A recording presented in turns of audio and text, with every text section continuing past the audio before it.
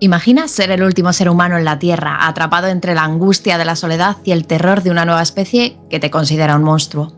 Soy leyenda de Richard Matheson no es solo una historia de supervivencia, es un viaje a las profundidades de nuestra naturaleza, de lo que significa ser humano cuando la sociedad ya no existe. Hoy exploramos cómo la obra desafía la definición de leyenda y nos obliga a cuestionar nuestra propia existencia en un mundo donde la línea entre víctima y verdugo se difumina. ¿Qué harías tú cuando ya no hay nadie para recordarte quién eres? Bienvenidos. Es hora de que nosotros contemos la leyenda. Bienvenidos al Vuelo del Cometa, soy Álvaro Aparicio, escritor, y me acompaña Diana Soriano, arpista mazmorrera.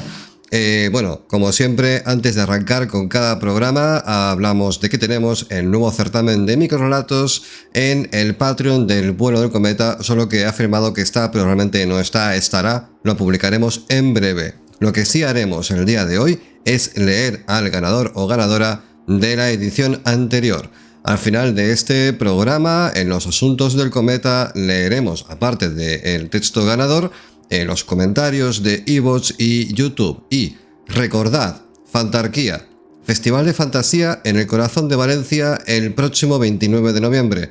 Buscad las redes sociales de Fantarquía para más información, aunque luego os la daremos. Vamos a meternos ya en harina, así que Diana, adentro por favor con esa presentación de este pedazo de libro Soy Leyenda de Richard Matheson. Vamos allá. Muy bien, pues Soy Leyenda, como bien has dicho, la obra maestra de Richard Matheson es mucho más que una historia de terror o ciencia ficción, como lo queráis ver. Fue publicada en 1954 y esta novela nos transporta a un futuro posapocalíptico donde el protagonista, Robert Neville, es aparentemente el último ser humano vivo en la Tierra. Sin embargo, la amenaza no proviene solo de esta soledad, sino de los vampiros que han reemplazado a la humanidad. Lo que plantea la pregunta central de la novela: ¿qué significa realmente ser humano cuando ya no quedan más seres humanos? Matheson, con su estilo, que es bastante directo y evocador, nos invita a reflexionar sobre la supervivencia, la soledad y el miedo, mientras nos lleva a cuestionar las fronteras entre lo monstruoso y lo humano. A través de la figura de Neville, el autor explora temas filosóficos profundos sobre la naturaleza de la humanidad, la moralidad y el aislamiento, en lugar de centrarse únicamente en el horror. Matheson utiliza el género para profundizar en una reflexión existencial que ha influido en obras de terror y ciencia ficción posteriores, convirtiéndola en una pieza clave del género.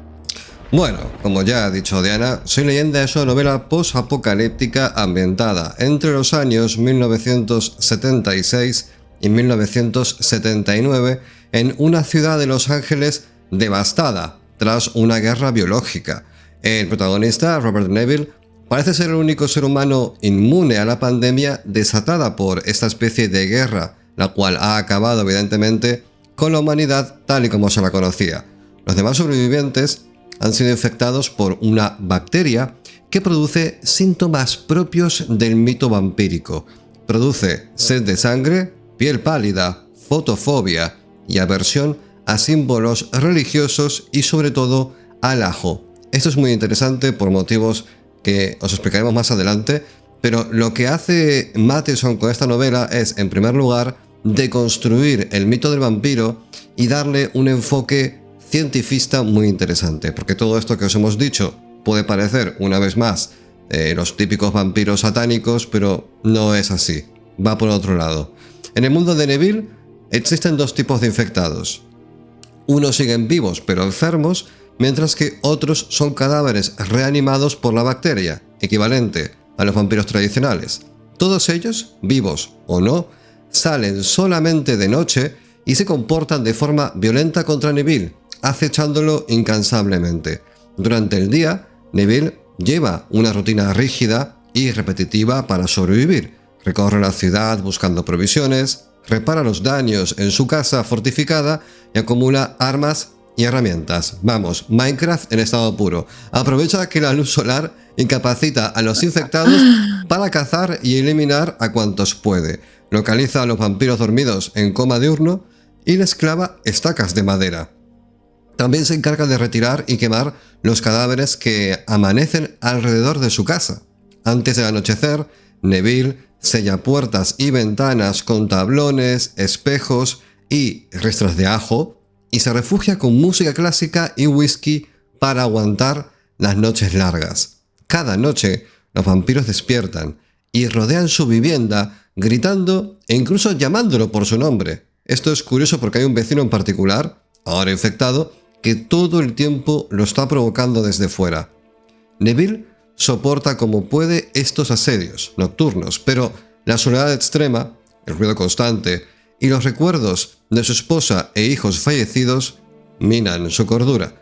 La novela transmite vívidamente la desesperación de Neville. Intenta distraerse con música o alcohol, pero por momentos sufre crisis nerviosas al saberse el último hombre vivo rodeado de criaturas hostiles. Y antes de entrar con la primera lectura de este Vuelo del Cometa, os recordamos que estamos en Twitter con Vuelo del Cometa, Blue Sky, Threads, Facebook e Instagram, y creo que TikTok también, aunque lo utilizamos poco. Estamos grabando para iVoox, pero podéis vernos también como un video podcast en YouTube. Nuestra principal base de apoyo es Patreon, donde podéis entrar para ver un poquito nuestra comunidad y apoyarnos en caso de que os apetezca. Así que, dicho todo esto, nos vamos a meter ya con el primer bloque de lecturas. Así que, querida arpista, vámonos hacia Soy Leyenda. Si tuviese tiempo, aislaría la casa y evitaría los ruidos. Todo sería mejor si no tuviera que escucharlos. Aún después de 6 meses le destrozaban los nervios. Ya ni siquiera los miraba. Al principio había abierto una mirilla en la puerta para espiarlos. Pero un día las mujeres se dieron cuenta y le incitaban a salir de la casa con ademanes obscenos. Dejó el libro y clavó los ojos en la alfombra, escuchando la música de Berkelack Natch. Podía ponerse tapones en los oídos y no oiría los ruidos de la calle, pero entonces tampoco oiría la música, y no quería quedarse encerrado en un caparazón. Volvió a cerrar los ojos. La presencia de las mujeres complicaba las cosas, pensó. Las mujeres, como muñecas lascivas en la noche, esperaban provocarle y que se decidiera a salir. Se estremeció. Todas las noches sucedía lo mismo. Empezaba a leer y a escuchar música. Luego pensaba en aislar la casa y finalmente pensaba en las mujeres. De nuevo aquel calor insoportable en las entrañas. Conocía muy bien aquella sensación y le enfurecía no poder dominarla. El calor era cada vez más fuerte, hasta que tenía que incorporarse y pasearse por la sala con los puños apretados. Entonces encendía el proyector y veía una película, o comía mucho, o bebía mucho, o aumentaba el volumen de la música hasta lastimarse los oídos.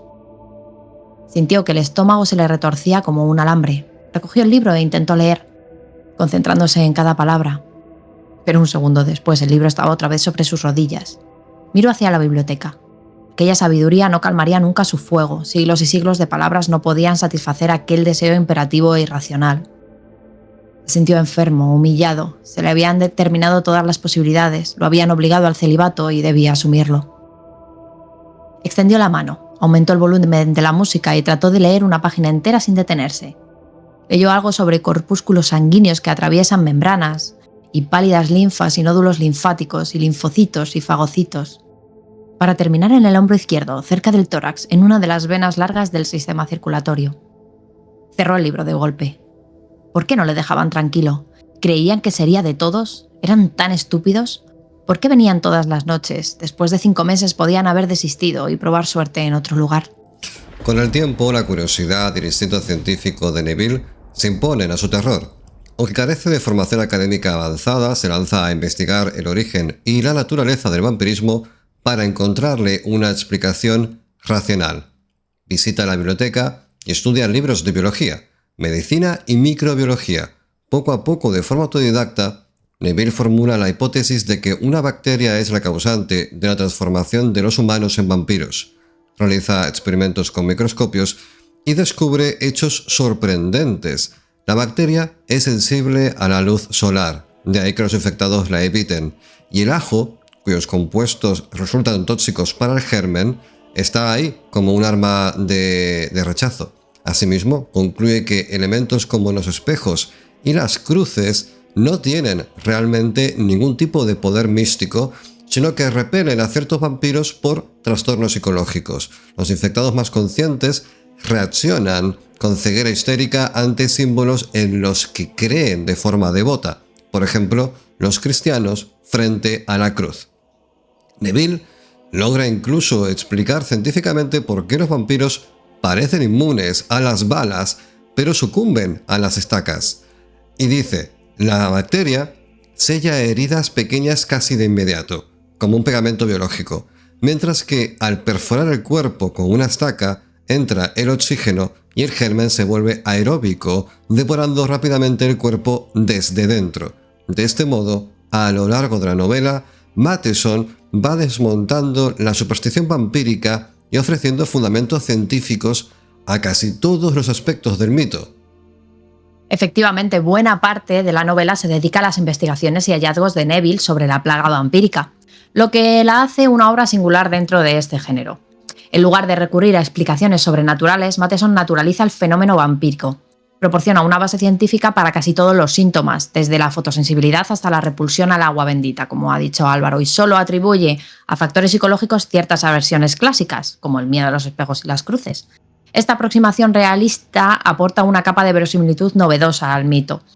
Asimismo, el desenlace ofrece una inversión temática poderosa. Aquello que antes era normal, el humano, o se ha vuelto lo anormal y viceversa. La obra culmina con una nota profundamente pesimista, mostrando que la supervivencia de la humanidad ha terminado y que una nueva especie, los infectados, tomará su lugar en la Tierra. De este modo, Soy Leyenda no solo narra la lucha por la supervivencia de un hombre, sino que se cuestiona la misma definición de monstruo y de normalidad en un mundo cambiante. Bueno, de hecho, este mundo cambiante y esta alternación, o mejor dicho, esta falta de adaptación, es una constante en la obra, porque todo el tiempo no es que Soy Leyenda haga un juego demasiado sutil con todo esto, sino que tiene una serie de plot twists que marcan un poco la deriva de la obra.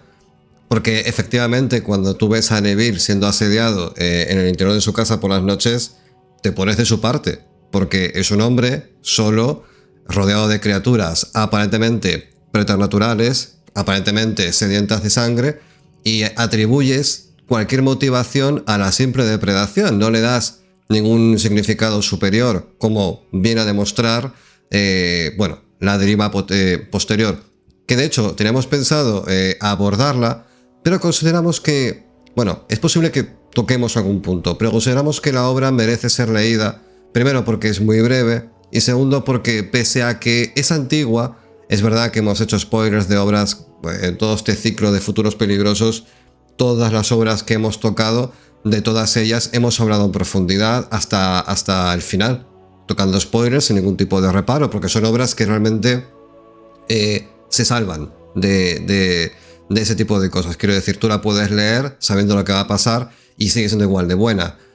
Aquí también, pero al ser una novela tan cortita y tan en boga incluso a día de hoy, porque tuvo 3 películas, la última fue con Will Smith en el 2008, si no recuerdo mal, que todas las películas, por cierto, ninguna se atrevió a realmente trasladar el argumento, el final del libro tal y como el libro lo propone, porque es un final profundamente amargo por un lado y muy atrevido, porque es que de pronto Neville no forma parte de ese mundo constituido enteramente por una nueva raza.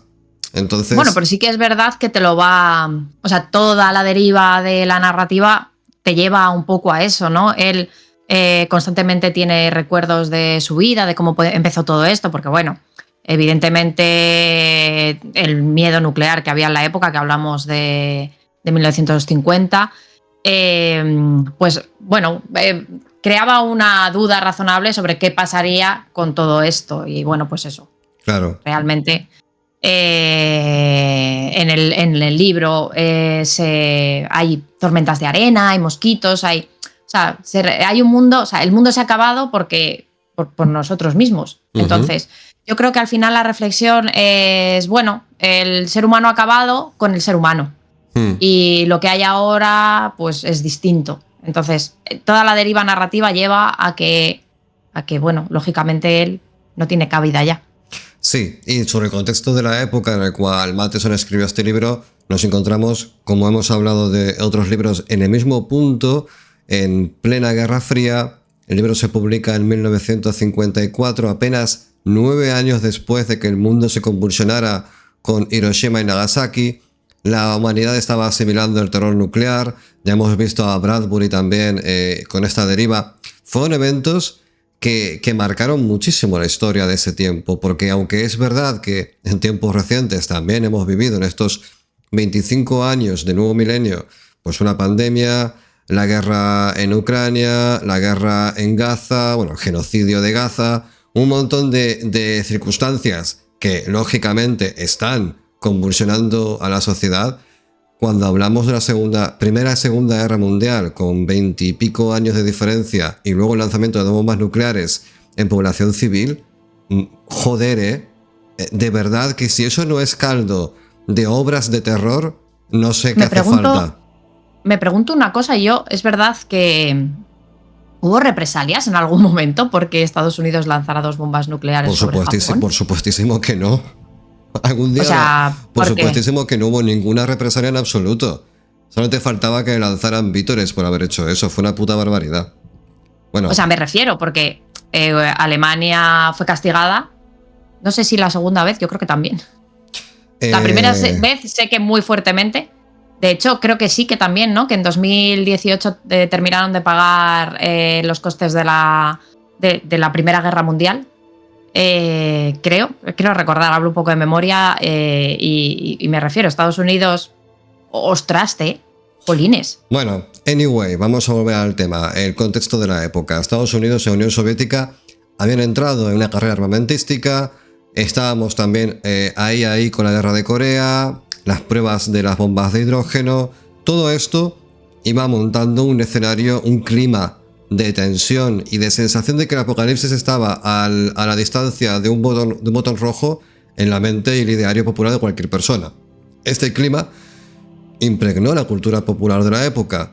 Y bueno, todo lo que fuera ciencia ficción invitó a especular con estos temas y por supuesto de especular con estos temas al terror hay un saltito. Entonces, bueno, aquí lo que tenemos es explorar escenarios post-apocalípticos y por supuesto la sensación de que el enemigo es invisible en la sociedad. En este sentido, Soy Leyenda encaja con la sensibilidad de su época, presentando un mundo diezmado por una plaga surgida tras una guerra bacteriológica. La novela capitaliza el temor a la destrucción global, ya sea por bombas o por gérmenes, de una forma total. Son temores muy presentes en la época, en los años 50, porque multiplicado por 50 son las ganas que tendréis de participar en el segundo certamen de cuentos del vuelo del cometa, cuyo premio son 350 euros. Tenéis las bases ya en escritores.org. Tenéis que buscar simplemente vuelo del cometa en el índice el índice de concursos disponibles por email.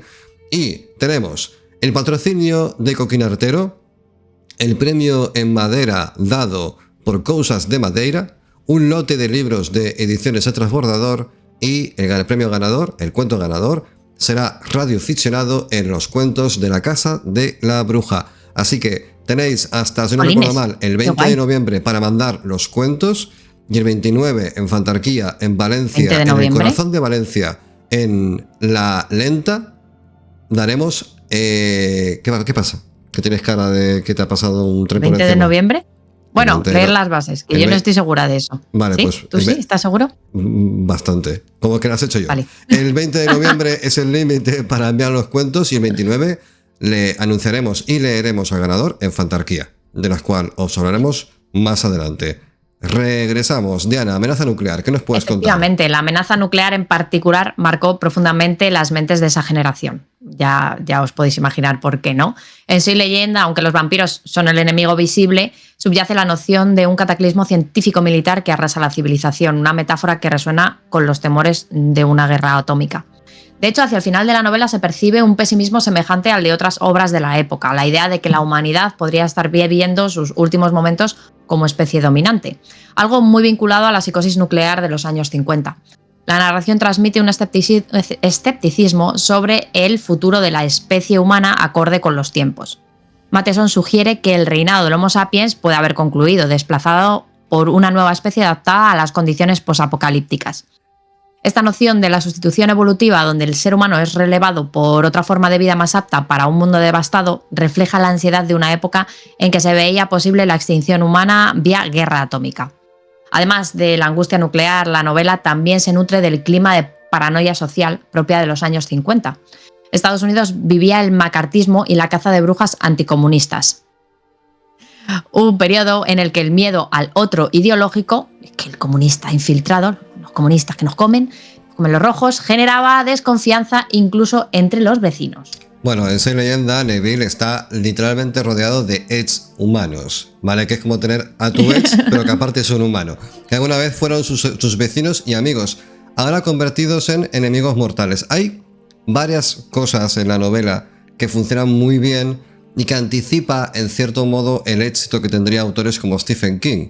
Lo primero, esto lo diremos más en profundidad más adelante, pero las películas cometen un error que, en mi opinión, es crítico, y es que todo el tiempo están abordando una estética, sobre todo con la última película, que vi solamente una vez, así que tengo lagunas, pero es que no me hizo falta verla más veces para saber que es una mierda.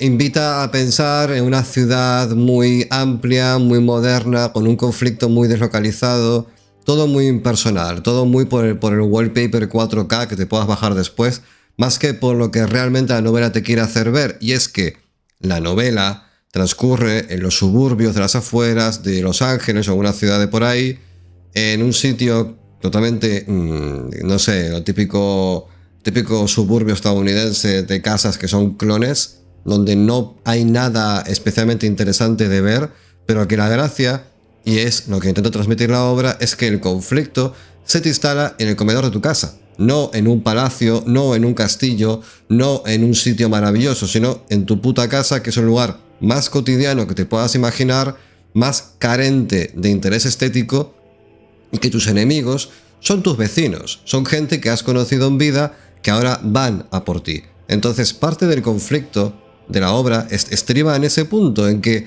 no es un fin del mundo súper wow, ¿vale? No, es un fin del mundo en tu puta casa, atrapado. A ver, es como un fin del mundo muy, pues lo que tú dices, porque él está en su casa. A veces fantasea con irse a vivir a un hotel, a una suite de un hotel, pero dice, es que lo que me cuesta acondicionarla ya no me merece la pena. Claro. O sea, él vive en este suburbio de los Estados Unidos donde no tiene nada cerca, donde el concesionario de coches está a 50 kilómetros, no puede. Él de hecho se plantea irse, claro, pero dice, es que no tengo nada cerca que tarde menos de un día en ir. Estoy lejos. Entonces lo que hace es quemar las casas de alrededor suyo para que no le puedan atacar desde arriba, solo puedan atacarle desde donde él les ve. Claro. Y lo del vecino es muy curioso porque eran colegas, entonces se iban todos los días en coche juntos y luego, pues a ver, yo lo que veo al principio de la novela y durante casi toda la novela, hasta que tú comprendes, hasta que hay un encuentro básico donde él se da cuenta de lo que ha estado haciendo y de quién es, que claro, tú todo el tiempo dices, joder, qué sarna, o sea, qué saña con él. Joder. Qué sarna sí. De gente. Qué saña con él, o sea, qué meterse con él, qué manía le tienen. Entonces, claro, es una cosa que como que vas entendiendo poco a poco. Al principio dices, lo que tú decías, son vampiros. Claro, son vampiros, se lo quieren comer, ¿no? El ansia de devorar. Pero no, es que debajo de todo eso hay más chicha. Claro, el tema es que hay que diferenciar, eso lo decimos al principio, pero hay dos tipos de vampiros. Están los vampiros que son feéricos, no, son... demoníacos. No demoníacos tampoco, por maldición. No, son vampiros ferales, ¿vale? Hay dos tipos de vampiros. Sí. Los ferales, que son como algunos de los que hay fuera, que lo odian por motivos justificados, entre comillas, pero que carecen de la capacidad de desarrollar una conversación argumentada. Son casi como ecolalias, ¿no? Te voy a matar, te voy a matar, te voy a matar todo el tiempo, no hay más discurso. Y luego están los infectados, que sí que tienen capacidad de desarrollar un argumento y explicarte, mira, ha pasado esto, te vamos a reventar las piernas, porque eres mala persona. Las piernas. Sí, bueno. Para solo las piernas. Bueno, vamos a volver al tema de dónde transcurre la historia y qué es lo que se siente como lector, porque esta novela fue pionera en su día, y es efectivamente el hecho de que transcurre en la casa de Matheson, de Neville, bueno, que es Matheson, porque también os voy a decir una cosa, el propio Matheson en muchas entrevistas que ha dado, él no es de darle... Si Matheson estuviese escuchando este programa, diría, pues vaya par de pajeros. Ojalá. ¿Nosotros? Sí, vaya par de pajeros, porque estáis dándole vueltas a un montón de cosas que realmente Sí, cuando me tienes puse a toda la escribir, razón. mira, salió esto y ya está. De hecho, muchos de sus protas son simplemente un tío contra la adversidad, dicho por él mismo, sin ningún tipo de profundidad mayor ni pretensión de No son dársela. héroes, no son héroes. No. Entonces, claro, cuando hablamos de todo esto, Matheson decía: mis obras son muy simples de leer y son lo que son. A partir de ahí, la lectura que le queráis dar es vuestro problema. A mí me viene a dar un poco lo que A es mí me igual. dejáis. Sí, pero bueno, esto es como todo. Al final, cuando una obra acaba, es publicada y acaba teniendo esta trascendencia cultural, pues se convierte un poco en Patrimonio de todos. matrimonio de todos y una visión Patrimonio. Patrimonio de todos. Patrimonio, cállate. También una visión especular de la época, ¿no? Es un reflejo de todo lo que se vivía y se pensaba en aquel entonces, aunque Matheson conscientemente no lo quisiera exponer de esa manera, pero cuando una obra funciona muy bien porque es muy verosímil, es, como decimos siempre, muy hija de su época, al final, pues te traslada, ¿no? A ese momento, a esa forma de pensar. Por ejemplo, antes leyó Diana que está Neville, que se sube por las paredes porque tiene unas ganas de meterla, que no puede con su alma, porque está solo. Y está, hombre, no ha dicho el celibato. Tío. Claro, es que a lo mejor estamos hablando de que al final de la obra pues ya han pasado 7, 8 años, pero claro, estamos hablando de que es un hombre relativamente, o sea, que es un hombre bastante joven. Sí, sí. Luego lo supera, o sea, supera este tema. O sea, bueno, pero cuando encuentra a Ruth, que es la mujer, es que se enamora el primer día. La ve y se enamora. Bueno, dice, a ver, normal. Quédate o sea, conmigo, yo creo que... no te vayas, por favor, no me dejes solo de nuevo, claro, que me pegue un tiro. Por favor, entra en casa. Claro, traslada, es muy visceral en este sentido la novela. Es muy de la carne, muy de lo cotidiano, muy de lo típico. Entonces, no tiene ese romanticismo impostado. Pero bueno, de grandes ideales. Es verdad que yo creo que en parte eso te demuestra que es que no hay héroes. O sea, porque él piensa en su mujer, piensa en su hija, pero, o sea, piensa de una manera nostálgica. Pero que es una persona normal, es una persona de la calle. Nada, o sea, lo que le hace especial es que es inmune a la bacteria, pero nada más. O sea, no es una persona excepcional. Pero es un superviviente, no le des más vueltas, no tiene más historia. Él piensa en su familia y se emborracha para dejar de sufrir. Ya está. Sí. Y todo lo que hace durante el día a día es planificar, porque la novela, cuando la escribió Matheson, fue después del ejército y tenía todo el chip marcial de me levanto, preparo esto, cojo la pala, cavo una zanja, las ventanas las refuerzo. En Minecraft en estado puro, ¿vale? Y aparte, como he jugado hace poco a Minecraft con mi hija, lo tengo bastante recientito. Ya te veo. Es tal cual, ¿vale? Estás a tope contra los zombies. Totalmente. Ya sabéis, si hay un apocalipsis zombie, iros cerca de donde esté Álvaro. Sí, bueno, y si sois vecinos míos, temedme, porque cuando venga el apocalipsis lo primero que voy a hacer es ampliar mi feudo. Comeros y ampliar mi feudo hacia los chalets de al lado. Todos los chalets de al lado van a ser paulatinamente conquistados. Aquí la pican Flandes. ¿Por qué? No seáis vecinos míos. No sé, por si acaso. Vale, el atrincheramiento en la casa de Neville no solamente es un tema físico, material, que da miedo. Es peor, ¿vale? Es peor, porque siempre hablamos del vampiro, hablamos del no muerto y toda la vaina, que de por sí es muy disruptora, pero verdaderamente en la soledad, con esa multitud hostil que clama por la sangre del protagonista, ¿vale? Este asedio psicológico es terrible, porque no es solamente que estés solo, que seas vulnerable, tú contra muchos, una horda que te quiere despedazar, sino que además hablan de ti, dicen tu nombre, te interpelan con recuerdos que aún tienen de cuando estaban vivos. Entonces, todo esto funciona a cierto nivel como una metáfora sobre el miedo al otro, a lo que hay fuera, a lo que ya no es igual a ti. La incapacidad de Neville para coexistir con los infectados y viceversa recuerda la polarización y la intolerancia hacia lo diferente que caracterizaron no solamente la Guerra Fría, sino también otras muchas tensiones sociales de la época. Hablamos de segregación racial, que estaba bastante calentito el tema, pánico ante cualquier desviación de la norma. Diana ha mencionado el macartismo. Podemos hablar de un montón de políticas y normativas donde en cuanto dabas un pie fuera del margen eras perseguido. Bueno, curiosamente, Matheson afirmaba que no pretendía escribir una alegoría política ni social consciente, ¿vale? No pretendía, pero lo hizo. ¿Cómo se llama? Señor. ¿Cómo se llama la directora de cine nazi? De Richard. La del... ¿Cómo era? ¿Te acuerdas el nombre? Rifenstein. Algo así. Sí, hay un documental en Movistar muy chulo, por cierto. Bueno, el caso es que lo primero que dice ella es que no considera en absoluto que la política y el arte vayan juntos. No tengan nada que ver. No tienen nada que ver. De hecho que son contrarios. Que son contrarios. Escúchame. Son contrarios. Voy a hacer un micropostulado y seguimos porque no quiero dar la chapa con esto. Si al final toda obra... Se viene brasa. No. Si toda obra emerge del yo del creador y el yo del creador es indisociable de cualquier elemento político, porque la política es, en última instancia, una filosofía llevada a ejercer un control social con sentido. Cuando digo control no me refiero a ejercer una manipulación, sino a poner un sistema de gobierno para que no sea una anarquía.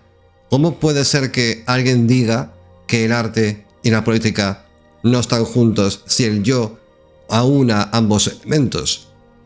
No tiene sentido. O sea, te cabe en la cabeza. ¿Quieres que te conteste? No, quiero. A ver, en los comentarios también lo podéis decir. Sí. Si consideráis que la política y el arte no pueden ir nunca de la mano. Y lo digo porque Matheson puede afirmar que él no pretendiese. Pero lo que no puede afirmar es que él dijese que eso no existe, que eso no está en su obra. Eso no lo puede afirmar. Yo entiendo que él no pretendiera, pero al final somos un reflejo inevitablemente de la época en la que vivimos. Y más una persona que tuvo que vivir una guerra, o sea, que tuvo que participar en una guerra. Creo que sabes muy bien, cuando eres una persona activa socialmente, lo que está ocurriendo. Y es que es inevitable. Yo creo que hablábamos también esto en los comentarios sobre el programa de la llamada de Cthulhu. Es inevitable que tu pensamiento y tu ideología, que todos la tenemos, permee. O sea, tú puedes ser una persona apolítica, pero eso también es política. O sea, no querer formar parte. Eso de ser un ácrata, de ser un apolítico, me parece, eso tú, me parece totalmente... Bueno, primero que es un discurso muy responsable. No, yo soy apolítico, me da igual, hasta que vayan a por ti. Cuando van a por ti, dejarás de ser apolítico. Eso es lo primero. Bueno, a ver, claro. Que es una postura ser apolítico, ser ácata, no creer en el sistema de gobierno, no creer en la política. Pero es que es imposible. Es como decir, no creo en la filosofía. Es que da igual, la filosofía cree en ti. Estás jodido. Entonces... O sea, la filosofía es, igual que la política es, no tiene nada que ver con que creas o no creas. Es que está ahí. Es decir, yo no creo en... Yo qué sé, en el movimiento de los astros. ¿Cómo? Es que a los astros les da igual. Es que se la pela. Es que se la pela. Los astros siguen moviéndose, grande. Aunque tú no creas en ellos, ¿sabes? Es que, bueno, de todos modos, a ver, tú lo has dicho muy bien, ¿vale? Pasa que yo lo he llevado a la burla. Pero sí, ser apolítico es política en sí mismo. Estar fuera del sistema es ser antisistema. No existe algo que se pueda escapar del marco de referencia, siempre está ahí. No, aparte porque tenemos un sistema montado en el que te obligan a participar. Quiero decir, yo puedo ser anticapitalista, pero vivo en un sistema capitalista. O sea, puedo patalear todo lo que me dé la gana sobre esto, intentar no formar parte, comprar ropa de segunda mano, comprar ropa hecha con cáñamo, o sea, lo que yo quiera. Pero al final vivo en un sistema capitalista. Aquí no puedo hacer nada. O sea... Quiero decir, soy una gota de agua en medio de un océano que se mueve bajo una serie de corrientes en las que yo puedo intentar, gracias, pero muy difícil, muy difícil. Very difficult todo esto. Y lo que dijo Matheson básicamente es, con todo el sentido del mundo, no olvidemos también que tenía 28 años cuando escribió la novela y que daba mucho miedo hablar de política. No te metas en política en aquel entonces. Es lo que dijo en las entrevistas. Es que... Y menos para criticarla. Claro, que su historia y su leyenda simplemente es una historia de supervivencia y horror, no un panfleto sobre el comunismo o la bomba atómica. No obstante, pues patata. Es innegable que todo esto está aquí, ¿vale? Por el contexto histórico en el cual fue escrito. Dicho lo cual, querida arpista mazmorrera, vamos a meternos en el segundo bloque de lectura. ¡Vámonos! En 3, 2, 1, dentro. Se detuvo bruscamente. Corman salió de entre las sombras del garaje y chocó contra él, casi derribándolo. Sintió sus manos frías y fuertes apretándole el cuello y un fétido aliento que le bañaba el rostro. Neville retrocedió trastabillando hacia la acera. La boca blanca y fungosa le buscó la garganta. Neville alzó bruscamente el puño derecho y lo dejó caer con toda su fuerza sobre el pecho de Corman. Se oyó un sonido sordo. Un hombre apareció por la esquina, corriendo y gritando. Neville agarró violentamente a Corman por los sucios y largos cabellos y lo arrastró por la acera hasta el coche. La cabeza de Corman golpeó el estribo. No tenía tiempo para ocuparse del garaje. Neville subió rápidamente los escalones del porche y se detuvo de pronto. «Dios mío, las llaves». Sintió que le faltaba el aliento. Inspiró y echó a correr hacia el coche. Corman se incorporó gruñendo sordamente. Neville le golpeó la cara con la rodilla y Corman cayó de nuevo contra la acera. Las llaves estaban en la guantera. Cuando Neville salió de la camioneta, uno de ellos saltó hacia él. Retrocedió, apoyándose en el asiento, y el hombre, tropezando con sus piernas, rodó pesadamente por la acera. Neville dio un salto, cruzó el césped y alcanzó el porche. Se detuvo para buscar la llave y otro hombre subió tras él. El impacto llevó a Neville contra la casa. Otra vez aquel aliento fétido y la boca entreabierta sobre su cuello. Hundió la rodilla en el vientre del hombre y luego, apoyándose contra la pared, alzó bruscamente el pie. El hombre, doblado sobre sí mismo, cayó sobre otro que se acercaba por el césped. Neville abrió la puerta, entró y se volvió para cerrarla cuando un brazo alcanzó a pasar por la abertura. Neville apretó con todas sus fuerzas hasta oír cómo se quebraban los huesos. Luego abrió, apartó el brazo roto y cerró de un portazo. Puso la tranca con manos temblorosas. Apoyado en la pared, fue resbalando lentamente hacia el suelo y se tendió de espaldas. Se quedó allí en la oscuridad, con el pecho agitado y los brazos y las piernas extendidos e insensibles. Afuera se oían gritos furiosos y golpes violentos. Piedras y ladrillos cayeron sobre la casa. Al cabo de un rato, Neville se dirigió al bar. Parte del whisky se derramó sobre la alfombra. Bebió apoyando el cuerpo en el mueble, con un nudo apretándole la garganta y los labios temblorosos. Sintió bajar el color del líquido hasta el estómago y se sintió reconfortado. Respiró despacito. Afuera se oyó un estruendo. Neville corrió a espiar por la mirilla. Piedras y ladrillos rompían el parabrisas de la camioneta, volcada en medio de la calle, y algunos hombres provistos de garrotes golpeaban el motor con todas sus fuerzas. Neville sintió furia en las venas. Una corriente como un ácido le recorrió todo el cuerpo. De pronto, se acordó del generador y trató de encender la lámpara. No había luz. Corrió a la cocina. El refrigerador no funcionaba. Fue de una habitación a otra. Todos los alimentos se estropearían. La casa era una casa muerta. Wow. O sea, cuidado, Cuidado. Esas son las partes de la novela donde te das cuenta el nivel de survival que propone. Porque, en primer lugar, lo que dijo Diana antes, no es un héroe. Y yo dije, es un superviviente. Efectivamente, el tío tiene solamente 2 manos, muy pocas horas. Y vive en una casa normal y corriente. O sea, una casa, yo dudo que sea de ladrillo siquiera. O sea, es una casa barata. Sí, la típica de la época en aquel entonces, seguramente de madera, no lo sé. El caso es que reforzar todo eso, cualquiera que alguna vez haya tenido una reforma en casa sabe lo complicado que es simplemente tapear una ventana. Y tened en cuenta que cada 20 minutos es de noche. Digo... Eso es en Minecraft. Eso es en Minecraft.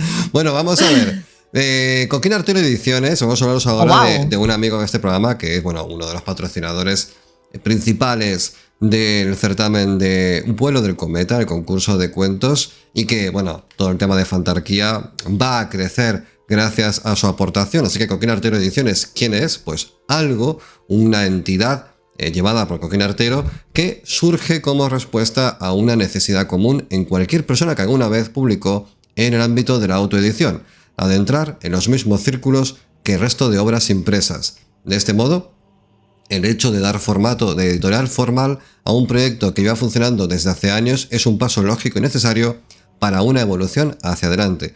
Los géneros a tratar de Cersello son el terror, la fantasía y la ciencia ficción en cualquiera de sus variantes. En Coquín Artero saben lo importante que es la creación de un nicho donde colaborar, compartir, participar y crecer, para lo que desde ya, incluso antes de la formalización del proyecto, tienen claro es el aprovechar la oportunidad de asomar el hocico en cualquier iniciativa cultural donde puedan ser útiles y se abren a escuchar vuestras propuestas partiendo desde Canarias hasta donde la tecnología les permita. Ahí queda nuestro queridísimo amigo Coquín Artero lanzándose al maravilloso mundo de la literatura con una iniciativa editorial acojonante, ¿vale? Antes de continuar, quiero comentar que 2 cosas. La primera, La primera, damas y caballeros. Academia Oscura, de la cual luego os hablaremos un poco más en profundidad, tiene pactos subterráneos con los cuentos de la Casa de la Bruja y con la revista GTM de videojuegos, donde tenemos desde hace 5 años una sección de literatura sobre videojuegos. En GTM se ha publicado ya, si no recuerdo mal, el cuento de Oscar Calleja, la tercera parte de 4, de un especial sobre Resident Evil, que está quedando tremendísimo, y luego... Porque no podía ser una parte nada más de eso, es que es una saga demasiado grande. Y luego un capítulo que saldrá publicado en los cuentos de la Casa de la Bruja sobre Silent Hill de nuestro querido Isaac López. Así que ahí queda la cosa. Academia Oscura expande sus tentáculos a lo largo de los medios en papel y en las ondas.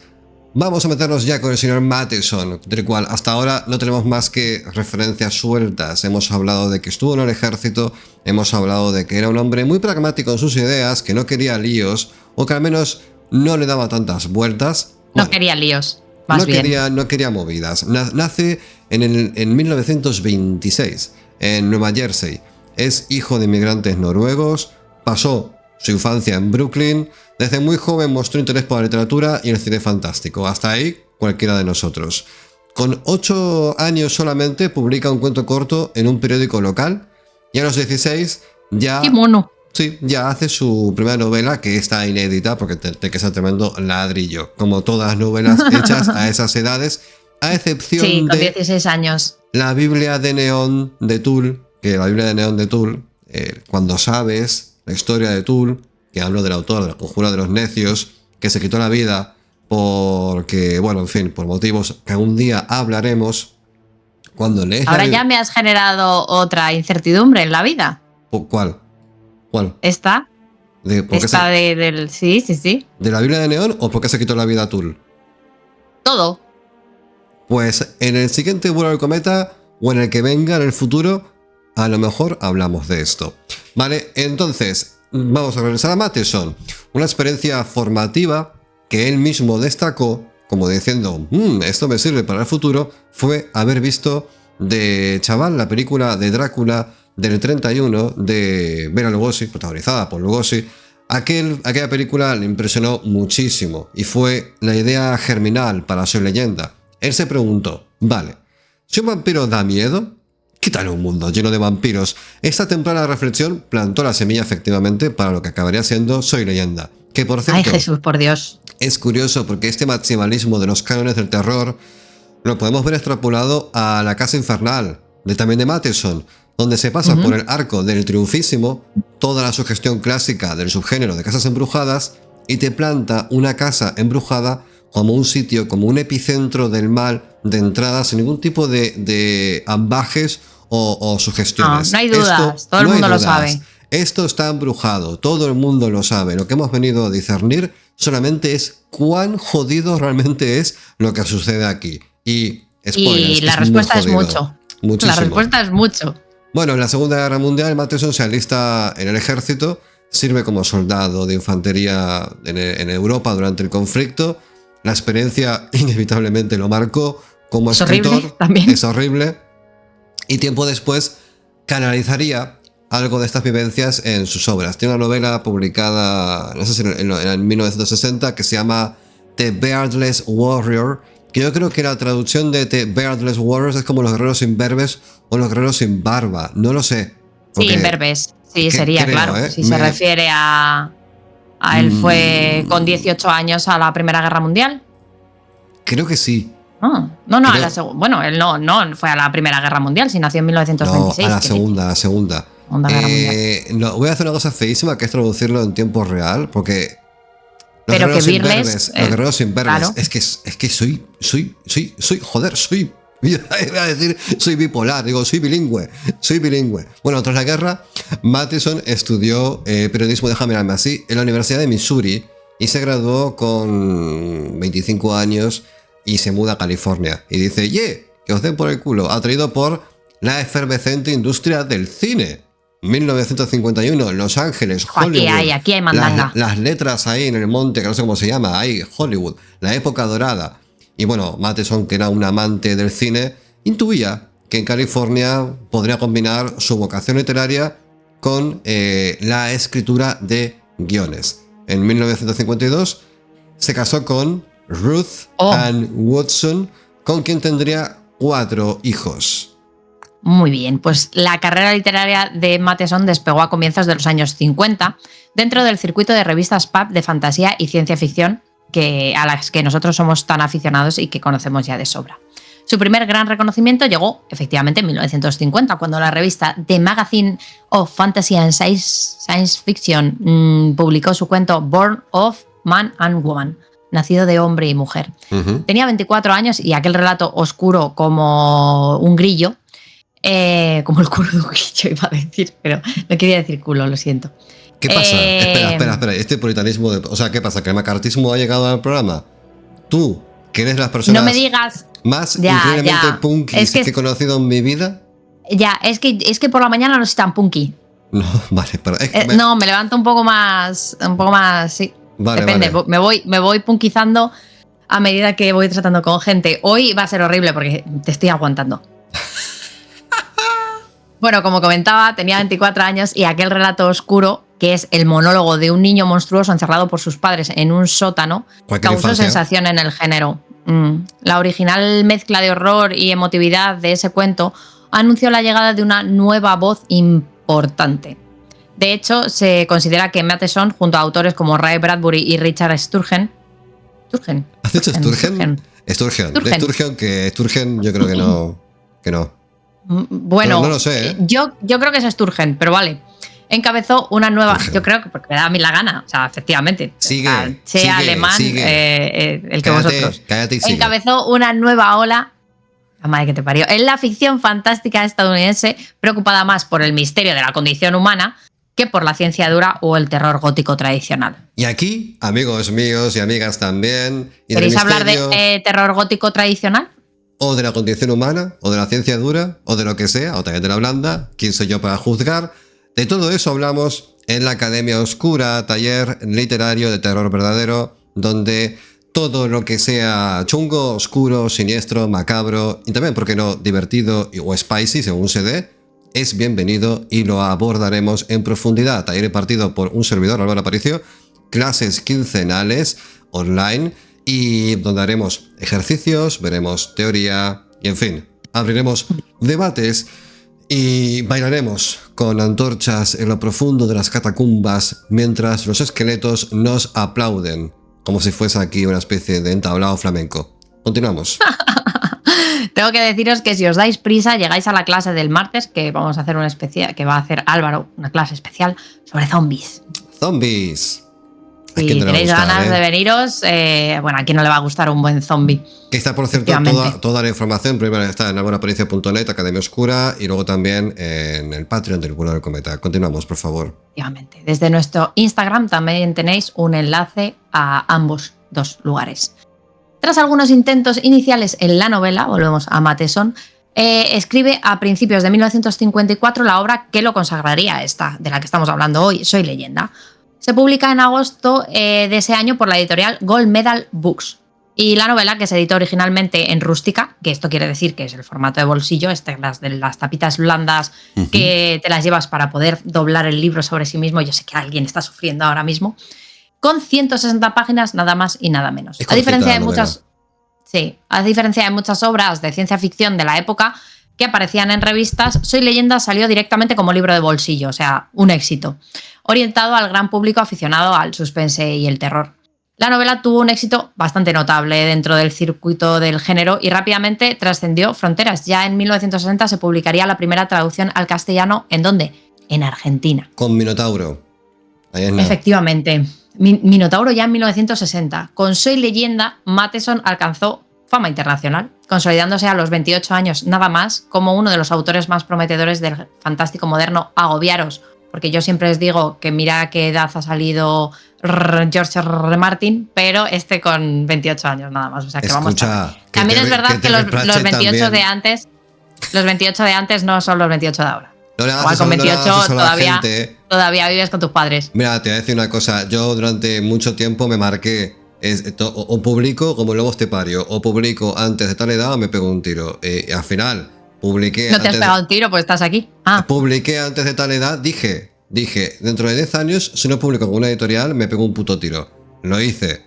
Hasta el día de hoy no he sido millonario ni tengo fama internacional, así que publicar no es garantía de nada. Pero Tampoco bueno, flipéis. también ha dicho que no se tenía que hacer rico con esto antes de tal edad o se pegaba un tiro. O sea que bien, estamos bien, Álvaro. Estamos Estamos bien. siendo realistas. Bueno, vamos a ver factores biográficos de cómo, como toda la vida del señor influyó en la gestación de esta maravillosa novela de vampiros o no vampiros.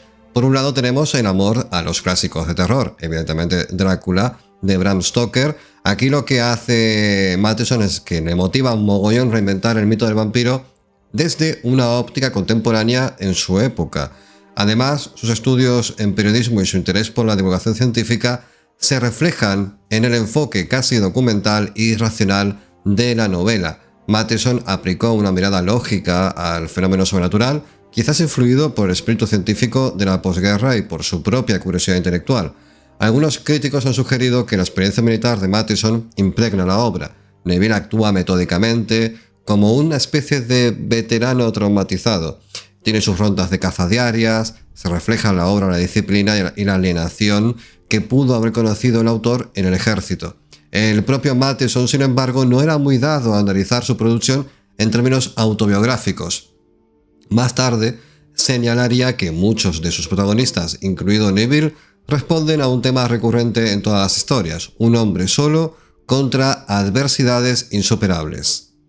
Es verdad que él se marca una diaria marcial, pero porque no le quedan más narices. O sea, esta gente se va a dormir a tal hora, entonces es cuando él se levanta, se pone a hacer cosas y a las 4 de la tarde tiene que estar volviendo a casa porque a las 5 se hace de noche. O sea, me refiero, no tiene muchas más opciones, no puede hacer lo que él quiera. O se muere, o se lo comen, quiero decir. La soledad es el corazón emocional de Soy Leyenda y eso es algo que tenemos que tener muy claro. A lo largo de la novela acompañamos a Neville en su aislamiento absoluto. Está más solo que la una, viviendo día tras día sin compañía humana y bajo la constante amenaza de los vecinos. Eso es un poco como una comunidad de vecinos. Matheson explora con crudeza los efectos psicológicos de esta situación extrema. Neville sufre depresión. ¿Quién no en esta situación? Tiene arranques de ira y desesperación total, nadie te está viendo. Y se refugia en el alcohol para entumecer el dolor de la pérdida. ¿Quién no lo haría, por otro lado? Los recuerdos de su esposa e hija fallecidas lo atormenta, haciéndole revivir la agonía de haberlas visto sucumbir a la plaga. Por las noches los vampiros fuera de su casa le gritan e incluso imitan voces conocidas para atormentarlo, erosionando su cordura al recordarle que está rodeado de rostros familiares convertidos en enemigos. Matheson describe momentos en los que Neville casi pierde la razón ante los aullidos de sus antiguos vecinos convertidos en monstruos y se plantea, dice, bueno, pues vamos a acabar con esto. Leche, o sea, salgo y nos damos. O sea, eso no me lo dices a la cara, le dice él a los vampiros, pero lo dice en su cabeza porque luego, claro, pues son muchos. Y él a guantazo limpio, pues hasta cierto punto. Yo si fuese un vampiro y tú fueses Neville, iría a tu casa y te diría desde fuera, Diana, vente a leer Borges. Ven, a leer Borges, el Aleph, y te lo leería toda la puta noche. Eso es la erosión psicológica de Álvaro Aparicio y de Ana Soriano. Bueno. Pero tengo que decir una cosa, y es que eso ya me lo haces. ¡Wow! Bueno, frente a este programa desolador, Neville impone orden a su vida mediante una rutina. Esto es un poco lo que le salva de la locura. Revisar defensas, buscar comida, mantener la higiene y matar putos vampiros. Todo esto es lo que hace que su vida tenga sentido. Así que la novela deja claro que Neville ansía aún así interacción humana con cada fibra de su ser. Su encuentro fallido con el perro, hay un perro, en un momento dado aparece un perro y el perro amocha. El perro lo ve, lo acoge en su seno, lo acaricia, juega con él 3 minutos y el perro dice, estoy enfermito, bueno, y se va. Eso no es exactamente cierto. Bueno, más o menos. Pero rasgos. este spoiler tan gratuito.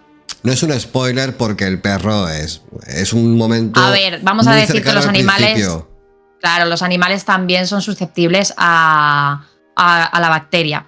Y es verdad que no se vampirizan, no se convierten en ese segundo. O sea, solo sucumben. Solo mueren. Me encanta la palabra sucumbir. Sucumbamos. Neville. Sí, como sucumbe mi paciencia ante ti. Tu presencia. ¿Puedo continuar? ¿Me dejas continuar? ¿O tengo que hablar con la directiva del Vuelo del Poeta? ¿Me interrumpes? Neville vuelca su afecto, su afecto al perro. El perro, bueno, ve al tío este y dice, estás solísimo, hermano, hagamos algo juntos. Y al final el perro dice, mira, tío, no puedo contigo, mi planeta me requiere, y se va. Bueno, más tarde aparece Ruth. Ruth, como la mujer de in the real life de Matheson. Ruth es una mujer que aparece ahí, Neville la ve, no entiende nada, no le da crédito a lo que está viendo, y al final es un rayo de esperanza, ¿vale? Y bueno, apenas en un día se enamora de ella. Proyecto sobre pues ella se plantea desde el primer momento, se está planteando tener hijos con ella. O sea, es un señor un poco complicado. Bueno, eso es un eufemismo. Plantearse tener hijos con ella es decir, te voy a reventar porque llevo solo 8 años, así que tienes 2 opciones. O sales de aquí corriendo. Es que, vamos a ver, pero es que la novela a ver, daría miedo. Poneros en el siguiente papel. El tío tenía que dar miedo, sí. El tío tenía que dar miedo. Alcohólico, depresivo, violentado a nivel psicológico. Eres una tía y te lo encuentras y tienes 2 pasos. O lo conoces muy bien y dices, vale, has pasado todas las red flags, o sales corriendo de ahí. Eso de que quiero que seas... bro. Escúchame, que en la primera cita te digan, quiero que seas la madre de mis hijos, es de las cosas más heavy que te pueden decir. Y Neville lo piensa. Bueno, condenado por la soledad, pobre hombre. Bueno, no quiero que nadie se ofenda. Vamos a continuar. La novela invita a empatizar con este hombre que está chunguísimo, está muy roto, no solo por la situación fantástica que vive, sino porque todos podemos reconocer en Neville el miedo primordial a estar solos, que al final es lo que dijo Diana, es una novela sobre estar solos. Es el último hombre en la Tierra. Y imaginaros, ¿no? Al final, no solamente es el hecho de que todo se vaya a tomar por saco, porque en The Walking Dead, por ejemplo, al menos hay un grupo de supervivientes, ¿vale? Que al final los vivos son peores que los muertos, pero al menos puedes hablar con alguien. Aquí no. Sí, o sea, te puedes aliar con alguien para sobrevivir. Claro. Y tener a lo mejor ratitos, esos creo que a los que se refería Álvaro con Te voy a reventar, de asueto, de la horrible sensación de lo que está ocurriendo. Pero asueto. Es que este señor, nadie le permite. Sí, nadie le permite. Nadie le permite nada de esto. Y tener en cuenta que en los 50 no había internet. No había internet en los 50 todavía, ¿verdad? No, ARPANET, creo que si existía ARPANET era todavía militar, pero creo que no había internet en aquel entonces, tal y como la conocemos el día de hoy. Así que el Tinder no funcionaba. Bueno, Neville... Bueno, no lo decía por Tinder, yo lo decía por Hub. Porque Tinder, ¿a quién ibas a encontrar? Bueno, pero Vampira solitaria busca humano con quien crear una nueva sociedad. La novela construye muy bien el arquetipo de hombre solitario, superviviente solitario, en un mundo post-apocalíptico. Esto lo hemos visto en La carretera de McCarthy, a la cual le dedicamos programa hace 2 semanas, creo. 3 semanas. Y por supuesto The Walking Dead. Y en todas ellas resuena la pregunta esencial que plantea: ¿qué significa un ser humano cuando ya no queda sociedad? Porque somos gregarios por naturaleza. Necesitamos otras personas. Al final, ¿habéis jugado a los Sims? No estoy de acuerdo. ¿Habéis jugado? Cállate. Sí, mucho. En los Sims se ponían 1, a mirar por la ventana. Que fue el que jugué yo, para poder conseguir mejores trabajos, tenías que tener más amigos. Y sí, necesitabas las interacciones sociales, sí. Por mal que os parezca, amigos introvertidos, en los cuales me uno a vuestro equipo. Nos encontramos, ambos dos. Es verdad. Somos seres sociables. Necesitamos vincularnos con otros seres humanos para prosperar profesionalmente, psicológicamente, espiritualmente, para tener familia. Por ejemplo, necesitas a otro ser humano. No necesitas hablar.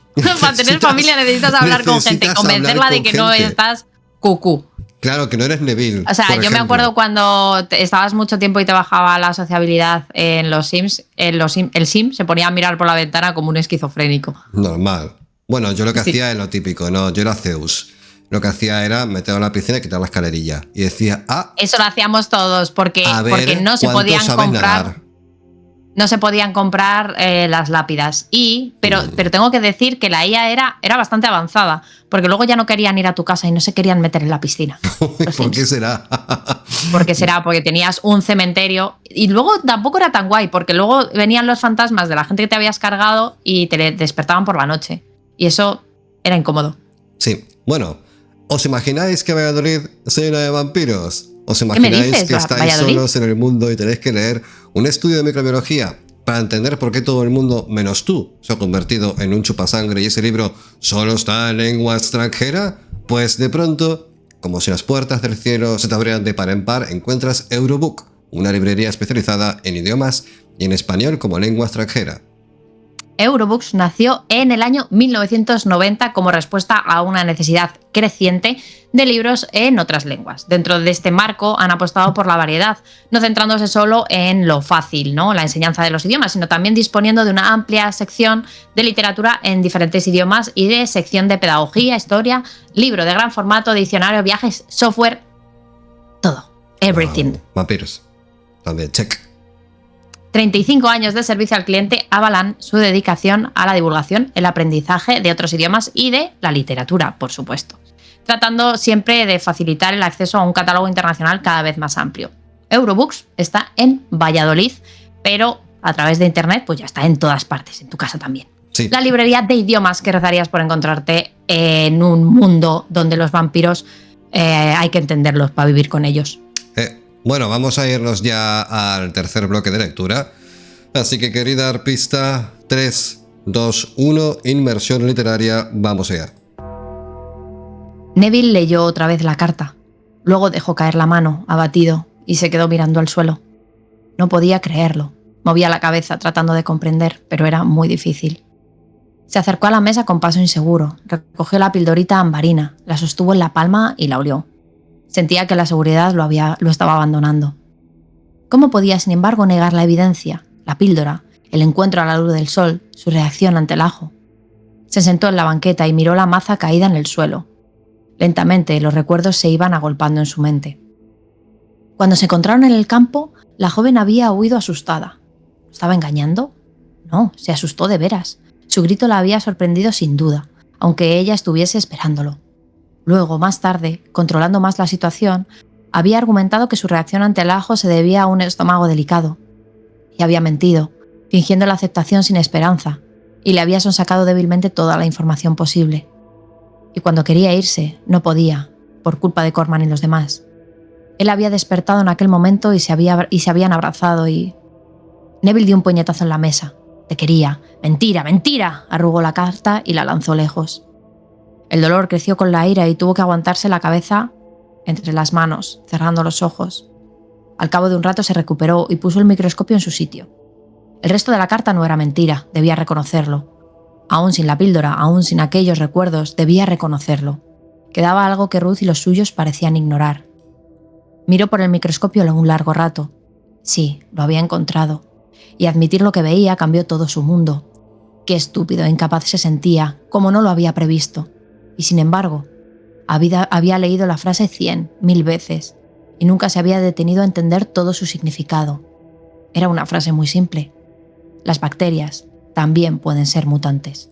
Uno de los aspectos más innovadores de su leyenda es su enfoque científico hacia elementos tradicionalmente sobrenaturales. Matheson despoja al vampiro de su aura mística para convertirlo en un fenómeno patológico. Neville, movido por la razón, actúa casi como un científico empírico en medio del horror, recopila datos, formula hipótesis y realiza experimentos para explicar por qué los vampiros en su mundo se comportan como lo hacen. Esta aproximación racional contrasta fuertemente con la literatura de vampiros precedente. Siempre hablamos del típico vampiro satánico de Stoker y compañía. En cambio, Neville analiza metódicamente factores físicos, descubre una bacteria como un agente causal, identifica la aversión al ajo como una reacción a un compuesto antimicrobiano del ajo, que es el alicin, y comprueba la letalidad de la radiación ultravioleta del sol sobre los microorganismos. Incluso experimenta con sangre y vacunas, anticipando incluso en la ficción métodos científicos de cómo abordar una pandemia vampírica. Tomad nota por si acaso Diana se convierte en vampiro. Matheson trasplanta al monstruo del folclore a la probeta de la investigación médica, en palabras de Matthias Classen, que es un estudioso que le mola mucho esta obra. De hecho, se suele decir que su leyenda, aquí Matheson instaura la teoría del germen del vampirismo, abriendo, pese a que hablamos de vampiros, realmente el camino a toda una vertiente de ficción donde el zombie tiene un origen biológico explicable. Hoy en día es común encontrar historias de infectados por virus. Hablamos de 28 días después, hasta The Last of Us o lo que sea. Pero en el 54 esta perspectiva fue pionera. El propio texto hace un guiño metanarrativo a este choque entre lo antiguo y lo moderno. En un pasaje de la obra, Neville lee Drácula y se burla de lo inverosímil que le resultan esos vampiros mágicos comparados con lo que él ha descubierto. Es decir, el prota reconoce estar actualizando el mito con lógica científica. La contraposición ciencia versus superstición se ve también en cómo la novela reinterpreta los símbolos religiosos. Neville comprueba, por ejemplo, que el crucifijo repele solo a los vampiros que eran cristianos en vida. Para un infectado judío lo que surtiría efecto era una estrella de David, y para otros individuos tal vez ningún símbolo sagrado funcionaría. Para nosotros, por ejemplo. La conclusión es que no hay una fuerza mística real en esos objetos, sino una suerte de condicionamiento psicológico o histeria inducida por las creencias de cada cual. Este detalle es revelador porque el poder reside en la mente del vampiro, no en una cruz en sí. Con este tipo de explicaciones, Matheson desmonta pieza a pieza el andamiaje legendario y lo reconstruye en términos racionales. Incluso la repulsión al espejo se explica como repudio de la criatura hacia su propia imagen deteriorada. ¡Ay, madre mía, cómo estoy! Como cuando te levantas con resaca. Un reflejo de su psique, ¿no? Y no por algún sortilegio vampírico. El estilo de Matheson, al exponer estas teorías, es sobrio y verosímil. Casi de divulgación. De hecho, de lo que ha leído Diana me ha sorprendido porque está bastante bien. Y hay alguna... Bueno, tengo la casa infernal ahí. Y hay, no sé si es un problema de la traducción o es un problema de que esa novela... De que esa novela en concreto, sí, esa novela estaba hecha con menos ganas, pero es terrible, es horrible de leer. En cambio, Soy Leyenda fluye súper bien. A lo mejor es por el... No recuerdo si... ¿Desde qué punto de vista está la casa infernal? Si en tercera o en primera. Bueno, da igual. El caso es que la prosa en Soy Leyenda adopta por momentos un tono didáctico, escribiendo experimentos y resultados como si de un informe científico se tratase. Hay gente que ha señalado que la novela emplea un estilo austero, casi documental, pues sobre todo para convencer al lector de la plausibilidad de lo fantástico. Esta decisión estilística aumenta la inmersión. Estamos leyendo horror, pero presentado con la lógica y el lenguaje de la ciencia, lo que lo hace inquietantemente cercano. Y cuando digo ciencia, quiero decir ciencia, ¿vale? Que nadie se flipe porque Matheson se inventa todo. Cuando Neville encuentra bacterias al microscopio... A ver... ¿Qué? Realmente no se lo inventa todo. Bueno, casi todo. Sí, el ajo sí que tiene propiedades antibióticas, evidentemente no como para que si las pones en una ristra de ajos en tu casa te haga nada, pero sí que es verdad que tiene propiedades antibióticas. Yo conocía un y colgado al final que se hacía las bacterias se combaten con antibióticos. Es verdad que hay bacterias multiresistentes que los antibióticos se la pelan porque es como bien dice él, los antibióticos sí que, o sea, las bacterias sí que mutan. Las bacterias se adaptan y mejoran. Por eso claro, el consumo de antibióticos está tan controlado a nivel humano que no animal, que se los dan ahí al despiporre. Cholón. Bueno, yo conocí a un colgado que se preparaba una vez al año un concentrado. ¿Una vez al año? Sí, porque era un concentrado de ajos. Bueno, al año o al mes. Trituraba ajos y los mezclaba con huevo, no sé qué. Durante una semana no le podías hablar porque su respuesta era como un miasma mefítico que iba hacia tu cara y te destruía en el acto. En fin. A ti y a todas las bacterias del mundo. Lo cual demuestra que Álvaro puede ser una bacteria. Ay, ojalá. Bueno, cuando Neville encuentra bacterias al microscopio moviéndose en sangre vampírica o cuando teoriza sobre cepas mutantes aeróbicas, aquí todo se tiñe de, realismo científico. Cabe mencionar que si bien la ciencia de Neville no es del todo rigurosa bajo escrutinio moderno, al menos en el contexto de la obra resulta coherente. ¿Qué pasa? ¿Por qué pones caras? ¿Qué te pasa? A ver, él se va a estudiar, él se va a la biblioteca y coge libros de microbiología. Vale. Y pues se informa, o sea, es un señor que se informa el señor. Vale, pero eso es como decir que yo cojo, mira, voy a hacer la misma analogía, voy a la biblioteca, cómo curar el cáncer, libros de oncología. Ah, ya está, soy médico, no, tío, es un... A ver, la medicina... Que se pueden hacer vacunas, el colega. Ponte tú a hacer vacunas. A ver cómo sale. ¿A quién se le vas a dar a probar la vacuna? A ver, ¿a quién? A ver, ten en cuenta, y esto es la parte terrible de la historia, cuando ya es muy avanzada, porque tú al principio ves que dice, pues voy a volver a por la que he sacado esta, porque él va haciendo pruebas, ¿no? Primero... Claro. les clava estacas, luego se da cuenta de que con sacarles a la luz del sol es suficiente y luego piensas que esa gente no son animales, no son monstruos, son gente que simplemente han mutado. Estaban y que, durmiendo, tío. Bueno, estaban durmiendo, colega. Estaban ahí los tíos sopistán y tú de repente les sacas y... En fin, o sea, que luego te das cuenta de que todos los experimentos que él hace son verdaderamente terribles. Y ves como cuando la gente le ve, cuando los vampiros le ven, o sea, horrorizados, con un miedo que hombre, te mueres. Es el Joseph Mengele de la novela de Mengele, es él. Es Mengele. Es que sí. Bueno, es que sí. Soy Loyonde. Hostia, Soy Leyenda propone que los antiguos monstruos sobrenaturales pueden tener explicaciones naturales. Esta visión anticipa la aproximación de obras, por ejemplo, como X-Files en los 90 o novelas de ciencia ficción de pandemia vampírica contemporánea. Bueno, al final, este rollo de ciencia autodidacta, muy alabado por King, bueno, básicamente lo que propone es algo de que los no muertos pueden acechar en el congelador del supermercado local, igual que en un castillo gótico remoto. Al final te llevas todo al mundo conocido. Soy Leyenda legitima la idea de que el mal puede tener una causa tangible y mundana, lo cual en cierto modo lo hace aún más aterrador. Al final Neville no lucha contra vampiros malditos incomprensibles, sino contra víctimas de una plaga, contra seres biológicamente alterados que, paradójicamente, aún conservan un atisbo de humanidad. Aunque a él se la pela directamente. Bueno, en Soy Leyenda es considerada un eslabón fundamental de la evolución del monstruo moderno, en especial del no muerto nunca más.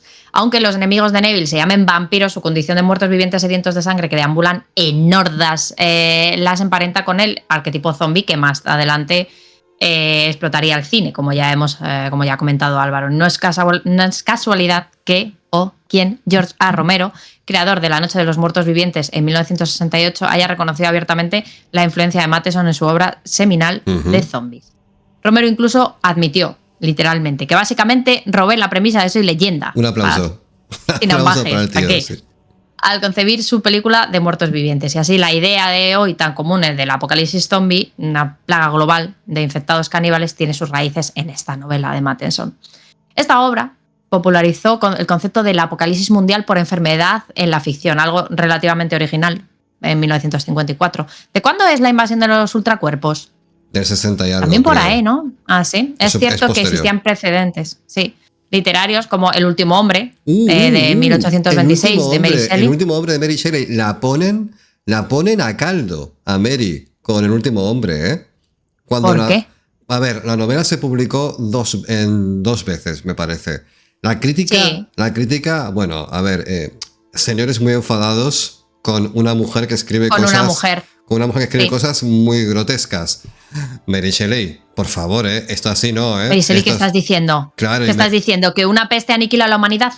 ¿Cómo dices esas cosas? Son de muy mal gusto, Mary. Mary, por favor, vete a casa a cuidar de los chiquillos. ¿Te puedes calmar? Un segundo, gracias. No puedo. Bueno, 1826 no puedo. Déjame acabar de hablar, porque el tema es que Mary Shelley escribe la novela es buena, vale, a lo mejor no es lo mejor que ha hecho, pero está bien, pero la crítica es súper severa con ella, porque la novela es un poco valiente para la época, ¿de acuerdo? Entonces, la crítica siendo severa con mujeres. Bueno, bien. ¿Cuándo ha pasado eso, Álvaro? Mary Shelley lo pasó, a ver, es que el género en el que se movía, así de por sí, no era respetable en aquel entonces, porque hablamos de terror con ciencia ficción. Bueno, no sé si llamarlo terror. ¿Existía el concepto de ciencia ficción todavía, o sea, ya? Yo creo que no. No lo sé, no me acuerdo. A ver, deja de acorralarme no me acuerdo, con información. No sé, también es de un vampiro. No lo sé. El caso es que la machacan. Y la novela se recupera, creo que 100 y pico años después, se reedita en 1960. Es decir, El último hombre estuvo impublicada y desconocida de la mano del hombre durante más de 100 años porque la crítica de la época fue brutal. Hablamos de una obra de Mary. Sí, fue un poco mimimi porque me he leído críticas y es que los críticos de aquel entonces eran devastadores, poco menos que se cagaban en tus muertos, pero literalmente. Nunca más escribas, faltaba que dijeran. Pobre Mary. Sí, qué gente más furibunda. Bueno, total. Sí, continúo. Nada, bueno, pues esto. Matheson combina esa idea con la criatura vampírica, ¿no? Esa idea de las pestes y las plagas, y logra pues, un híbrido que le queda divinamente. Otro aporte crucial de la novela es la inversión del rol legendario. ¿Qué es esto? Tradicionalmente, en las leyendas de vampiros, los humanos eran la norma y el vampiro la anomalía que debía ser destruida. De ahí que Van Helsing y compañía y exterminen a Drácula.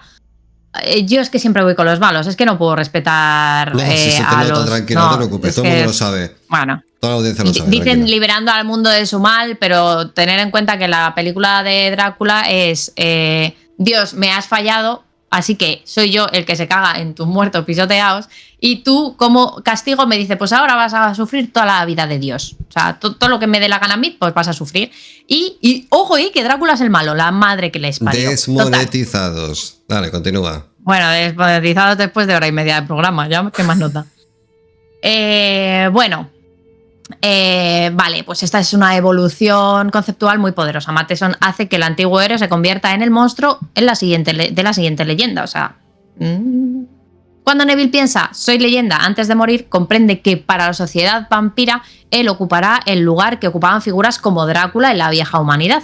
Será el logro de las historias que contarán a sus hijos. Y no me extraña, Neville, es que te pasas 3 pueblos. Esta subversión del mito vampírico le añade una dimensión trágica y bastante filosófica. El monstruo depende del punto de vista de la mayoría, y aquí también lo podríamos retrotraer a el moderno Prometeo de Mary Shelley. Matheson así redefine la leyenda vampírica como algo relativo al observador. ¿Quién es el malo? Pues depende de quién cuente la historia, ¿no?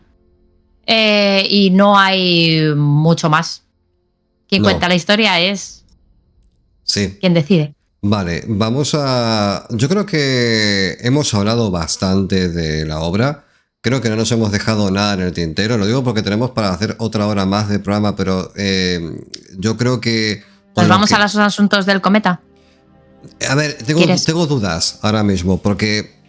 es una novela que es muy interesante. Aparte, sobre todo, no hemos hablado en profundidad de por qué pasa lo del final.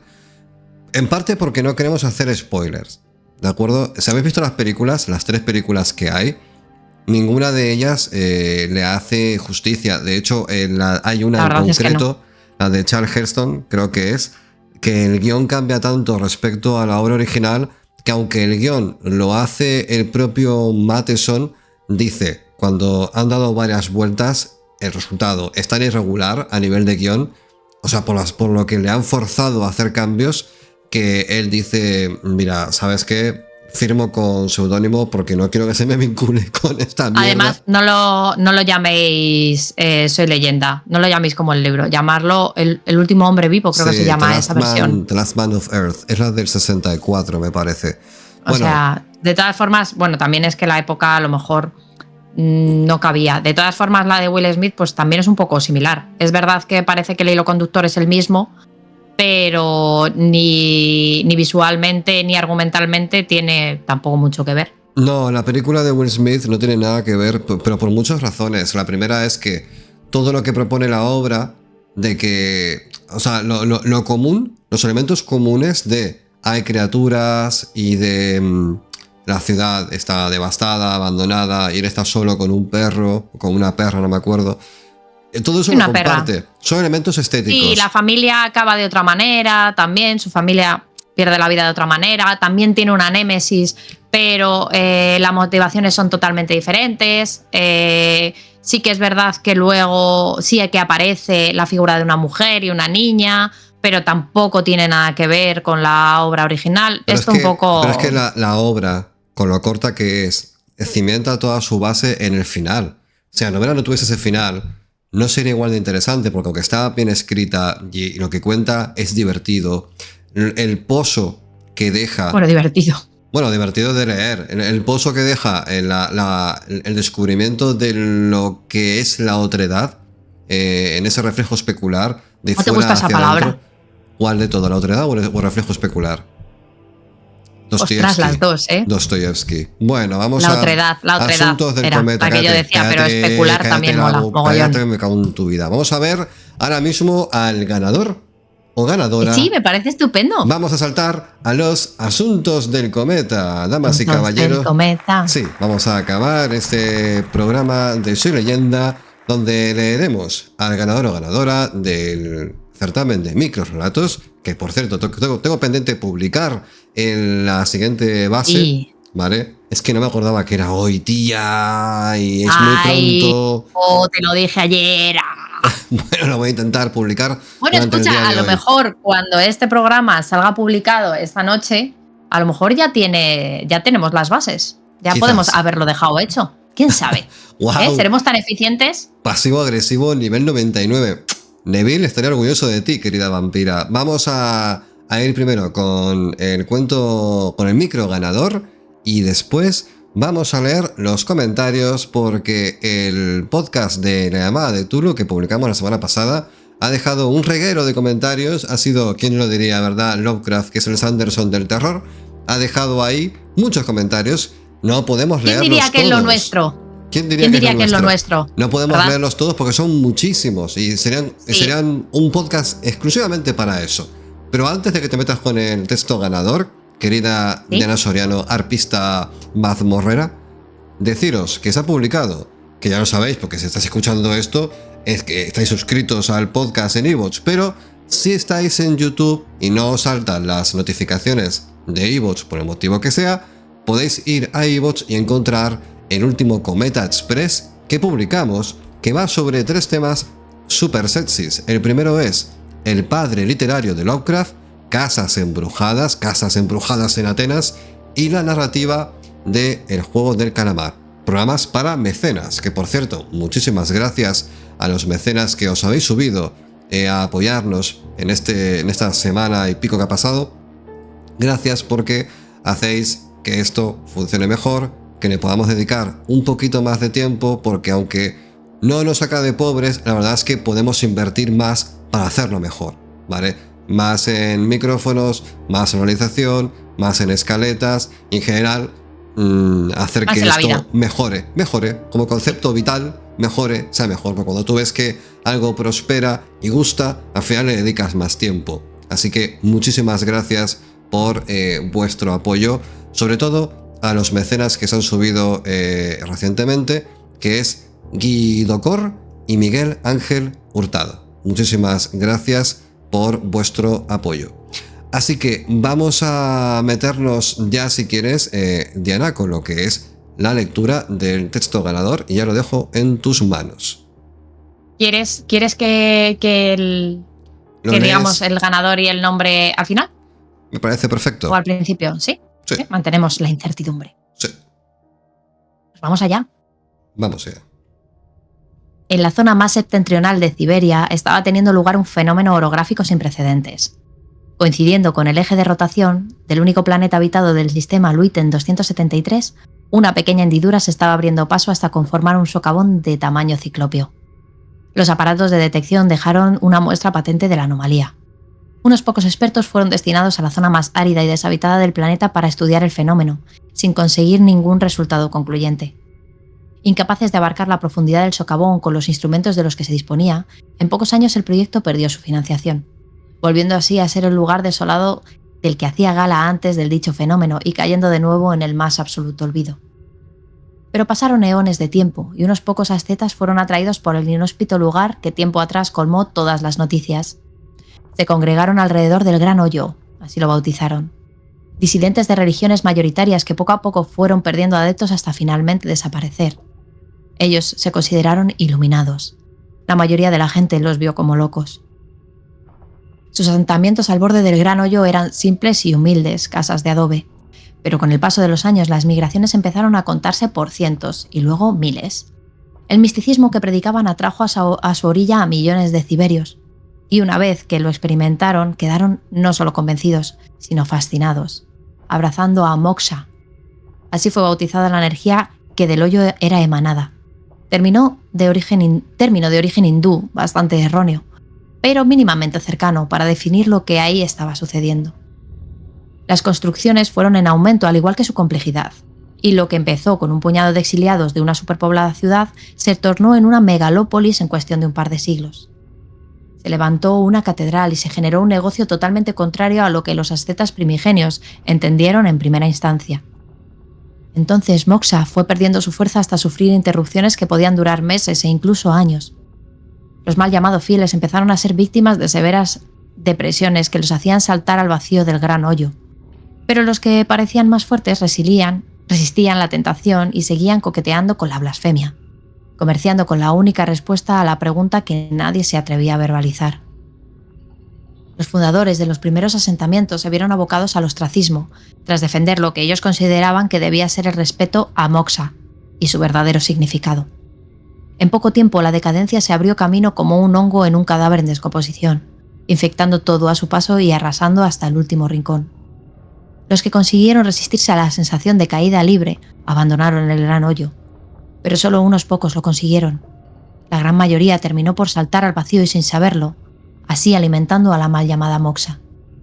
Solo los fundadores, una vez alejados de la influencia del lugar, fueron conscientes de su error. Fue entonces demasiado tarde. Buenísimo. ¿De quién es el texto, Diana? Pues el texto es de Rubén Samos y se llama efectivamente Moxa. Muchas gracias, ha sido, genial. La verdad es que me ha encantado la idea de meter un concepto de una religión tan mayoritaria como es la hindú y tan desconocida para Occidente. En algunos círculos, supongo que en otros no. Uh-huh. Y la verdad es que muchas gracias a todos los que habéis participado. La verdad es que el nivel ya es obsceno, os tengo que decir, ¿eh? Es obsceno. Me molestáis de lo buenos que son los relatos. Estáis buenísimos. Debo decir que está muy bien, aparte es muy fiel a la imagen propuesta, porque como es cierto. Si sois habituales a los certámenes de micros, sabréis que ponemos una imagen y el objetivo es, como dicen las bases, que el cuento claramente esté definido por esa premisa estética.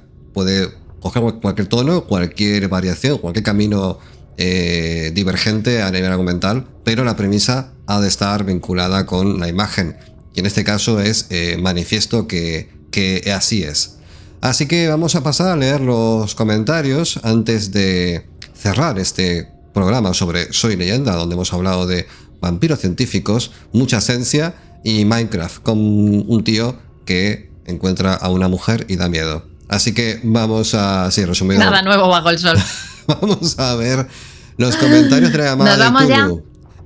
Vamos a obviar, tengo que decir, vamos a obviar todos los que plantean alguna duda sobre cómo se pronuncia. Se pronuncia Cthulhu. No, a ver, Sí, Nova Blanca dice sí, Tulu. no. Vale, gracias, Nova Blanca, por estar siempre en mi equipo. Okami dice: tengo una hija autista y no puedo asegurarlo, pero creo que Lovecraft era autista. De ahí esa rigidez en según qué temas, el hiperfoco en la escritura y el miedo a lo diferente, además de los prejuicios de la época. Debo decir que, a ver, no es la primera vez, no es el primer comentario que se hace en relación a que Lovecraft no era neurotípico. Había algo más ahí que simplemente una fobia, un racismo estructural familiar. Habían más cositas. ¿Quieres comentar algo al respecto, Diana? Dice Okami que tiene una hija autista, yo también, y yo por lo que he analizado la figura de Lovecraft, evidentemente ni le conocía ni nada por el estilo, no creo que fuera autista. Yo creo que podía tener alguna neurodivergencia, no catalogada en el espectro autista, pero no, yo creo que autista no, yo creo que era una mala persona, como ya he dicho en incontables ocasiones. No te recrees en ese fango, porque yo tampoco creo que sea una mala persona. Simplemente creo que era una persona que tenía Yo creo que sí. Yo creo que una persona, yo me reafirmo en la postura de que Lovecraft no era una mala persona, porque sus cartas en muchas ocasiones apoyaban causas con las que luego contradecía su pasado. Creo que fue una persona muy metida. Bueno, a ver, evolucionamos, todos evolucionamos. Claro, pero es que tampoco ha hecho, no ha habido ningún acto en vida que le pueda definir como mala persona. Es que me parece exagerado. Sí, que no le gustaban los pobres, pero era un mantenido. Vale, fin. O sea, fin, sigo. basándonos de esa base. Corta, producción, me la quitáis, te muteo, me la quitáis, vale. Dice Miguel Ángel Payá Jiménez: mola más decir Tulu que Cazuelo, te quiero. Dice David González: por un lado creo que Lovecraft, no sé si pone no o sí, no sufría de alguna enfermedad mental fuera de la manía. Ese hombre no saldría indemne de un examen psicológico moderno.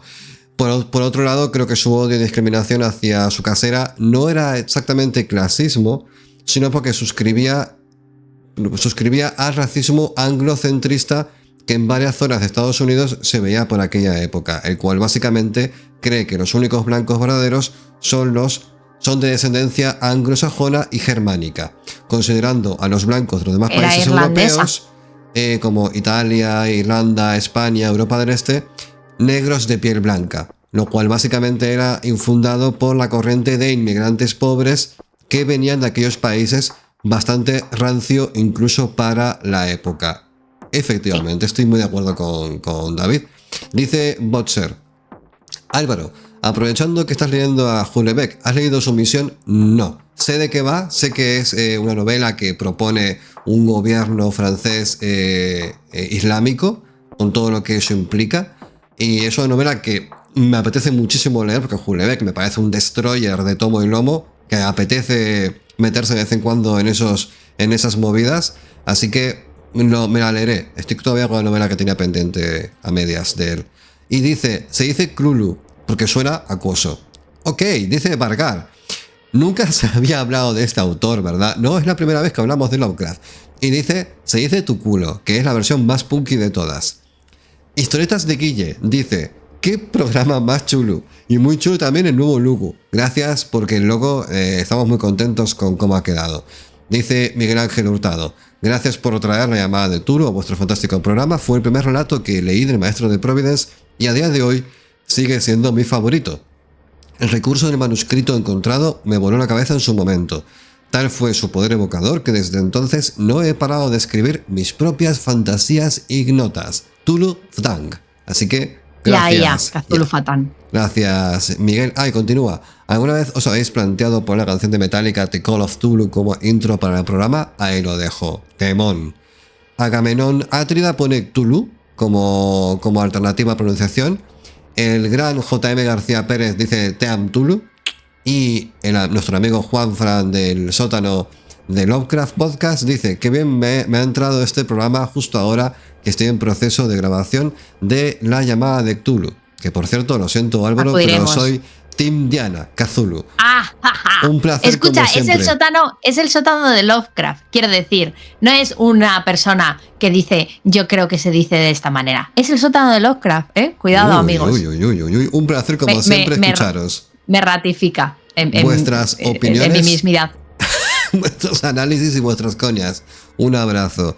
Dice Roberto Contreras Silva, no pude seguir escuchando este podcast. Cuando la narradora se mostró ostensiblemente contraria al maestro de Providence e hizo palpable su animadversión diciendo Roberto. Lovecraft jódete, en alusión a las impresiones del maestro en su estadía en Nueva York. Decidí dejar mi opinión y abandonar este canal. Debo decir, a ver, dos cosas. La primera, como le comenté a Roberto en una respuesta, el tono del podcast es muy informal, así que es normal que en ocasiones se nos vaya un poco el boquino con algún término. Que por otro lado, como es muy informal y es muy coloquial y es casi una charla de colegas, no quiero que tengáis nunca la sensación de que Bueno del Cometa es una academia o un sitio de referencia filológico, porque sería engañaros. Lo que hacemos básicamente es hablar de lo que nos gusta con el tono más cercano que podemos, sin caer tampoco en ser dos borrachos drogadictos en un parque, ¿de acuerdo? Pero, Diana, ¿qué opinas de todo esto? Sí. A ver, yo le doy las gracias a Roberto lo primero por su comentario. Siento haberle ofendido en este sentido. Y bueno, pues a lo mejor... sí, yo creo que mi comentario fue un poco superficial porque yo me refería a que eres una persona que no se mantiene por sí mismo, que vas a casa de otra persona a que te mantenga, pero te dan asco los trabajadores de tu entorno. Entonces, esa era mi idea cuando le decía, oye, Lovecraft, pues apáñate, porque mira, tú es que vives de gente, o sea, tú vives de otras personas que se dedican a trabajar. Esa era mi idea, no porque, bueno, de todas formas voy a decir una cosa. A ver. Tengo miedo. Perdonadme si nunca jamás en la vida voy a tolerar que se sea racista frente a nadie. Ni hace 50 años, ni hace 100, ni dentro de 2 días. No lo voy a tolerar. Pero, a ver, no voy a pasar por alto que lo sea. cosa. Y no voy a dejar de enfadarme con la gente que lo era. Por otro lado, tengo que decir qué valor tiene para mí la obra de Lovecraft. A todos los niveles. O sea, es verdad que no lo consideramos a lo mejor un autor con una prosa maravillosa porque es muy denso y es verdad que hay cosas que no se entienden muy bien y luego tenía una manera de narrar que quizás pues no te explicaba, pero sí te explicaba. Bueno, y aquí tenemos muchas coñas porque es verdad que nos hemos metido mucho en su obra. Estamos como muy, muy a tope con él y eso ya lo sabemos todos. Pero me parece de las obras más influyentes en la literatura moderna de ciencia ficción y de horror cósmico. Nos ha dejado perlas a nosotros y a otros autores que se han inspirado en ellos, que también nos han dejado obras maravillosas. Hemos hablado aquí de gente del temprano círculo de Lovecraft y del posterior. O sea, a mí Lovecraft me gusta, a lo mejor no disfruto tanto leyendo su obra, pero disfruto mucho de su obra y de los frutos de su obra. Yo en ningún momento quiero denostar a Lovecraft como autor. Como persona sí, pero es que era lo que era, un racista y en mi opinión una mala persona, porque ya no era solo, o sea, era estás algo personal. No es que mismo, estás muy enfadada. Sí, nunca no es que enfadada. Escucha, no es que fuera algo global, es que era contra la gente. De Asuntos del Cometa es entablar un puente de conciliación, no de que te enfades más. Escucha. Vale. No, calma, a ver, calma, o sea, yo calma. creo que me entendáis. Te has expresado. Escucha, yo cuando tú te vienes arriba no te corto, déjame terminar. Vale, me bebo un vaso de agua, me callo.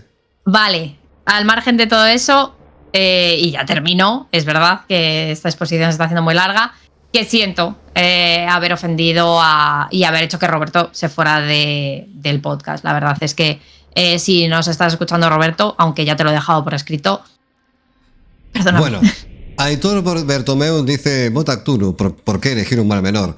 Pese a ser el único primigenio al que se le puede pinchar como a un globo, todos lo amamos. Qué buena elección ha sido la de este programa. Guapísimo, la referencia a Spicy. Dadle a Blade Runner y dadle al horror de Dunwich. Oh sí, nena, yo voy por libre, ni Tulu ni Cthulhu. Soy el único ser del planeta que dice Tulu. Aguda, muy aguda, Tulu. Repetidlo varias veces. Estás enfermo, Aitor, te queremos. Y dice, este nick es polémico, quiero que lo sepas si lo estás escuchando. Señor Niggerman dice, porque se enfadó con Diana también por el tema, bueno, por todo lo que has dicho Diana ahora, bueno, creo que está contestado con el postulado anterior que has dicho. Sí. Vale, lo que dice el señor Niggerman es que analicemos las cosas según su época y dejemos los comentarios zafios, ¿vale? A ver, el tema es lo he dicho, siempre va a haber comentarios zafios, porque es una charla informal. Tened en cuenta que el podcast en ningún momento nace con la intención de marcar ni una forma de pensar, ni una forma de leer, ni nada. Entonces, como es una charla entre amigos, siempre algún comentario sube de tono va a haber. Aparte, creemos que es un poco también la marca de nuestro programa, ¿no? Que al final no somos un programa enlatado donde hay una gran empresa metiendo pasta y diciendo lo que tenemos que decir y cómo tenemos que decirlo.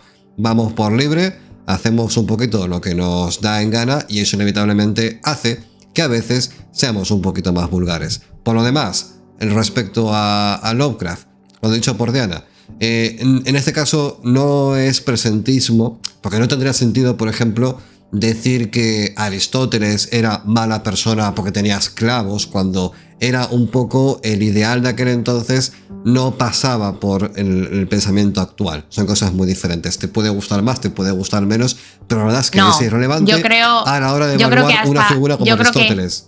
Perdona, yo creo que hasta en esa época la gente sabía lo que estaba bien y lo que estaba mal. Bueno, vale. Hasta en esa época.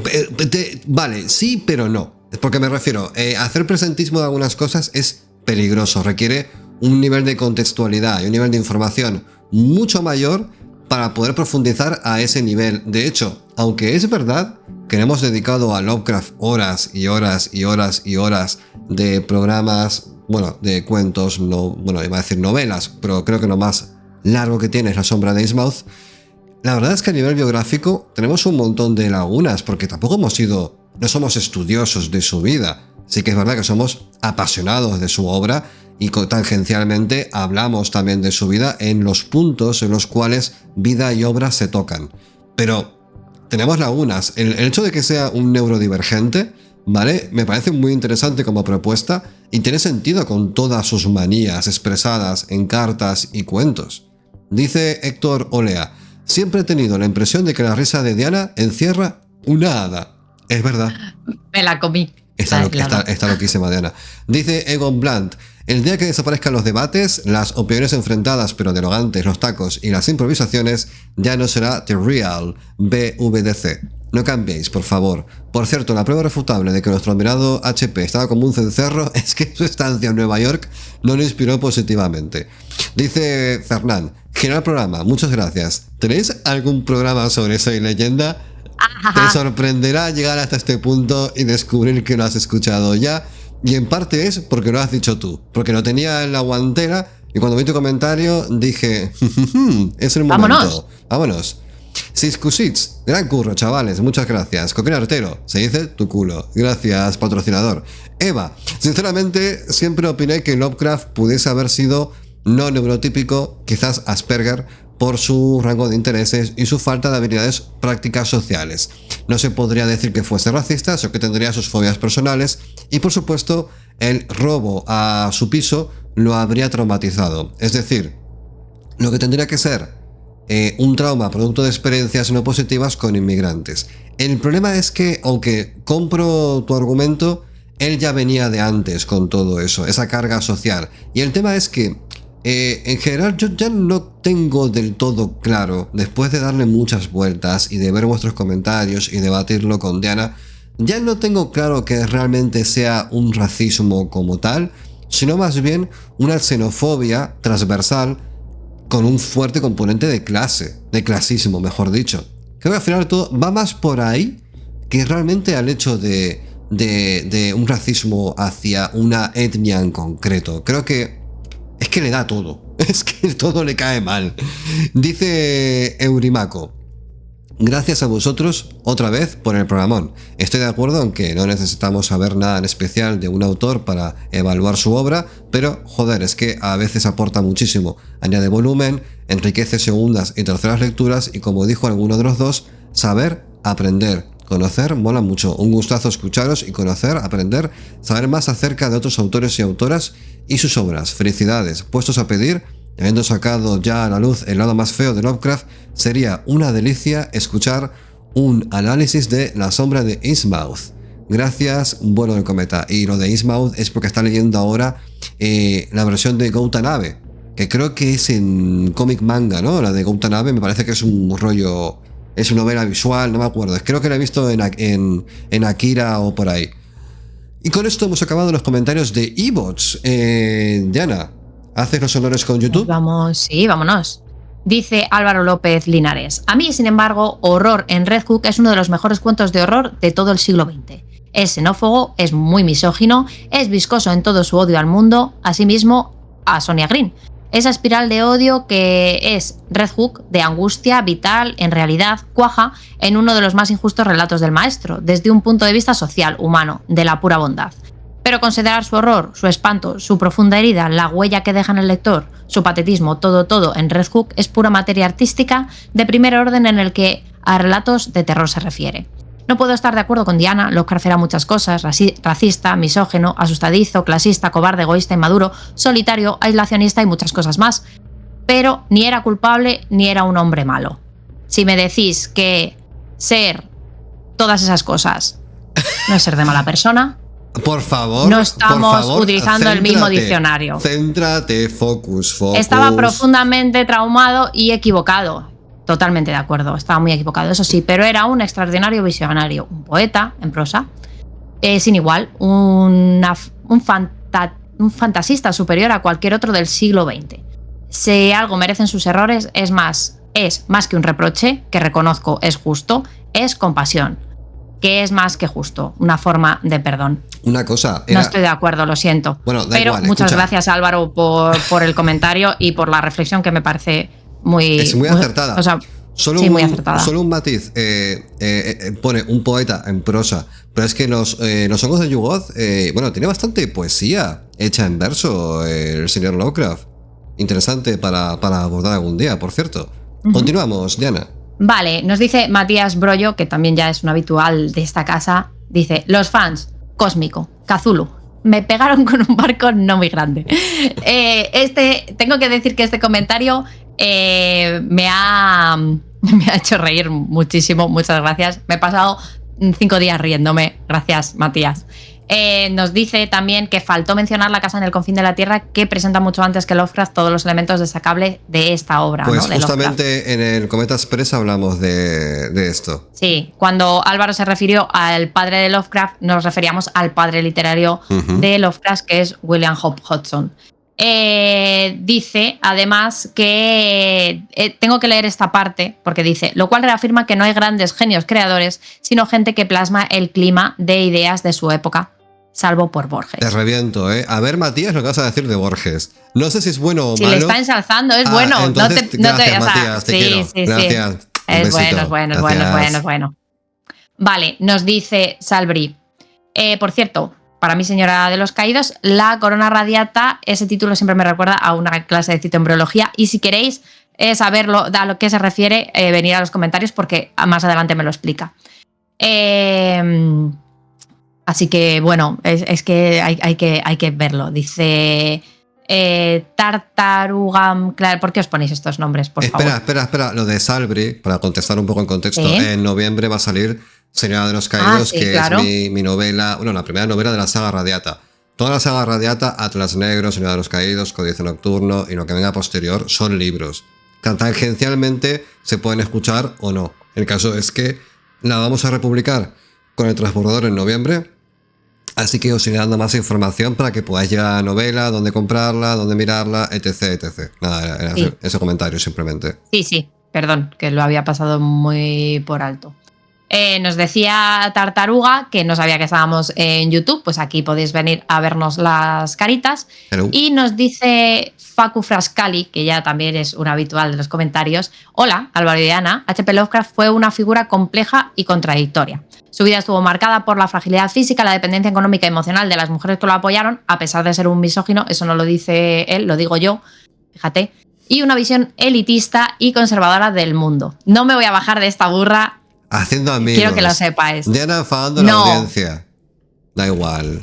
Continúa. Oh, bueno, Diana. En fin. Perdona, Facu, que estabas tú hablando, que te he cortado. Y conservadora del mundo, caracterizada por prejuicios que hoy resultan problemáticos. Sin embargo, esto no disminuye la influencia ni la originalidad de su obra, totalmente de acuerdo. La llamada de Cthulhu es más que un relato de terror, es una exploración profunda del miedo cósmico y la insignificancia humana frente a un universo indiferente, y esto es rompedor en su época. Lovecraft no buscaba provocar miedo mediante sustos convencionales, sino a través de una atmósfera opresiva y una idea perturbadora, que existen fuerzas y realidades mucho más grandes y desconocidas que desafían nuestra comprensión y control. Su estilo, aunque a veces denso, está cuidadosamente elaborado para construir esta sensación de inquietud y misterio. Aunque sus prejuicios personales y su estilo de vida tienen una dimensión cuestionable, su capacidad para crear un universo narrativo que combina historia, mitología y ciencia es indudable. Totalmente de acuerdo. Quizás la llama de Cthulhu permanece vigente porque plantea preguntas sobre nuestra posición en el cosmos que siguen siendo relevantes y provocadoras incluso hoy. Un abrazo enorme, otro para ti, y gracias por alegrarme un ratito el día. Igualmente, Facu, muchas gracias. Bueno, y con esto terminamos. Hemos acabado. Estás muy enfadada. Estabas muy contenta antes. Ahora mismo eres un vampiro de Matheson enfadado fuera de mi casa diciendo: Aparicio, ven aquí, mira este comentario. Yo diciendo: a ver, tía, yo qué sé. No sé. A ver, no me enfado. No me enfado realmente. Es que no te tienes que enfadar. Es un debate, verdaderamente. Está guay, hombre, que pase esto. A ver, yo puedo ser más o menos pasional, pero, o sea, en la explicación de las motivaciones que me llevan a decir que Lovecraft me parecía mala persona. Quiero decir, mala persona es una persona, para mí, que es todo eso que nos ha dicho en un comentario Álvaro. Álvaro López nos ha dicho que era racista, misógino, asustadizo, clasista, cobarde, egoísta, inmaduro, solitario, aislacionista y tal. Vale. Entonces, a ver, no podemos defender, no me podéis defender ese tipo de cosas a estas alturas de la vida. Creo que el fallo de base es que esto no es una defensa de ningún comportamiento que se pueda considerar inmoral a día de hoy, incluso también en su día. No es una defensa, es una exposición en la cual tú hablas de una figura y si la sometes al escrutinio de tu moral, al final, más que una divulgación, puede acabar pareciendo un juicio sobre la vida de esa persona. ¿Vale? Que es inevitable, Diana, escúchame, es inevitable que esto pase, porque al final las pasiones individuales de cada uno de nosotros, cuando a mí me hablas de ciertas figuras literarias, se me activa el trigger. Me hablas de Mario Vargas Llosa, no voy a decir nada bueno de él. No puedo. Es imposible. No se me ocurre nada bueno que decir de Mario Vargas Llosa. ¿Vale? No puedo, pero por un montón de motivos. Primero porque no me importa demasiado como para tomármelo en serio. Y luego porque no hay nada que me guste de él. A nivel literario y a nivel biográfico. Entonces, cuando una persona que ha estudiado a Llosa o que admira su obra al margen de actos vitales, los que sean, me escucha, va a decir, este tío es un cretino.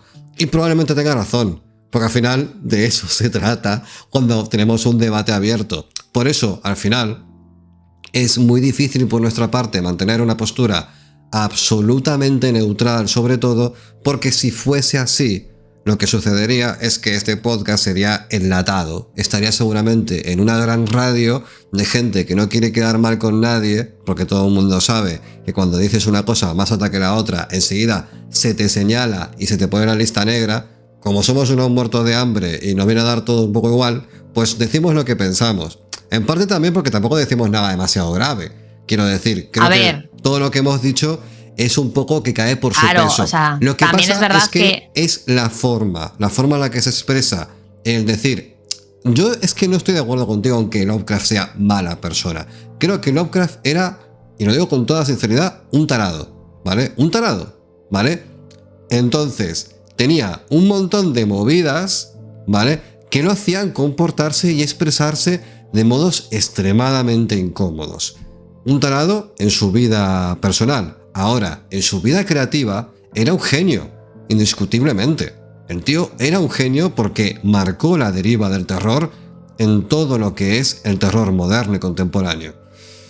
Dicho esto, podemos ir cortando ya, ¿no? Porque son casi 2 horas de vuelo de cometa. Yo solo voy a decir una última cosa. Y si Dime. yo en algún momento me pongo un poco... No creo que tenga que justificarme, pero si yo en algún momento subo el tono o puedo parecer enfadada, es porque me da la sensación de que este tipo de moralidades, no la mía, sino la de Lovecraft, se tiende a justificar por el contexto histórico o por su situación. Entonces, yo lo que no quiero, porque es muy fácil que si justificas en cualquier grado este tipo de comportamientos hace 100 años, también lo justifiques aquí, en la actualidad.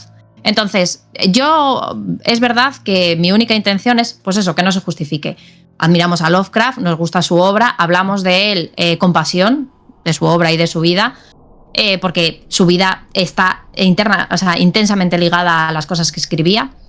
Y a mí lo que me da miedo es que se llegue a justificar este tipo de comportamientos.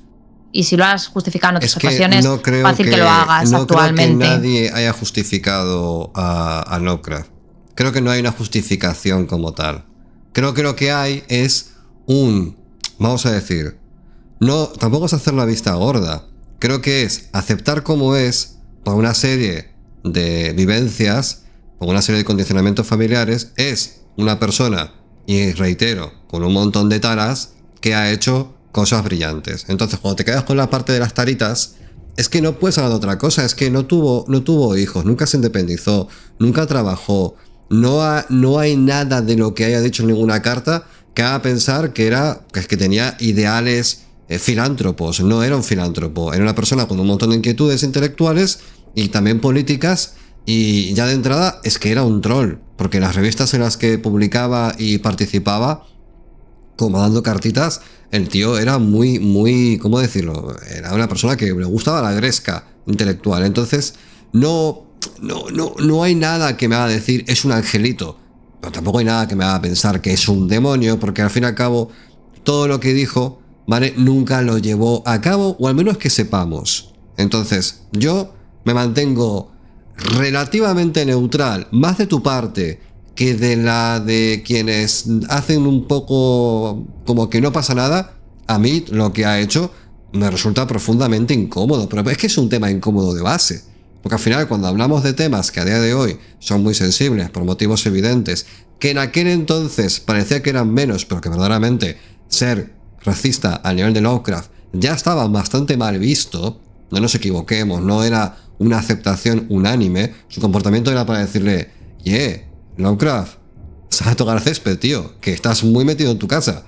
Que sí, que la gente se lo decía, que tampoco creamos que era normal. Entonces, bueno, yo aquí lo que quiero hacer, dejar de manifiesto y dejar claro, porque no vamos a opinar ya, que ya estoy, es que la hora con Estoy Diana, harta de verte la cara, la sí. hora con Diana ya ha sido superada hace rato, es... Y además hablando, porque cuando hacemos el programa realmente tampoco interactuamos tanto, pero ahora interactuando yo ya estoy agotada, me voy a echar en la cama cuando termine. Bueno, pero no llores, ¿vale? El caso es que nos vamos, ya está bien. El siguiente programa, a lo mejor no lo tengo del todo claro, pero puede ser que sí, because yes, es La Torre del Elefante de Robert Howard. Así que un besito, nos vemos y hasta el próximo vuelo del cometa. Adiós. Adiós.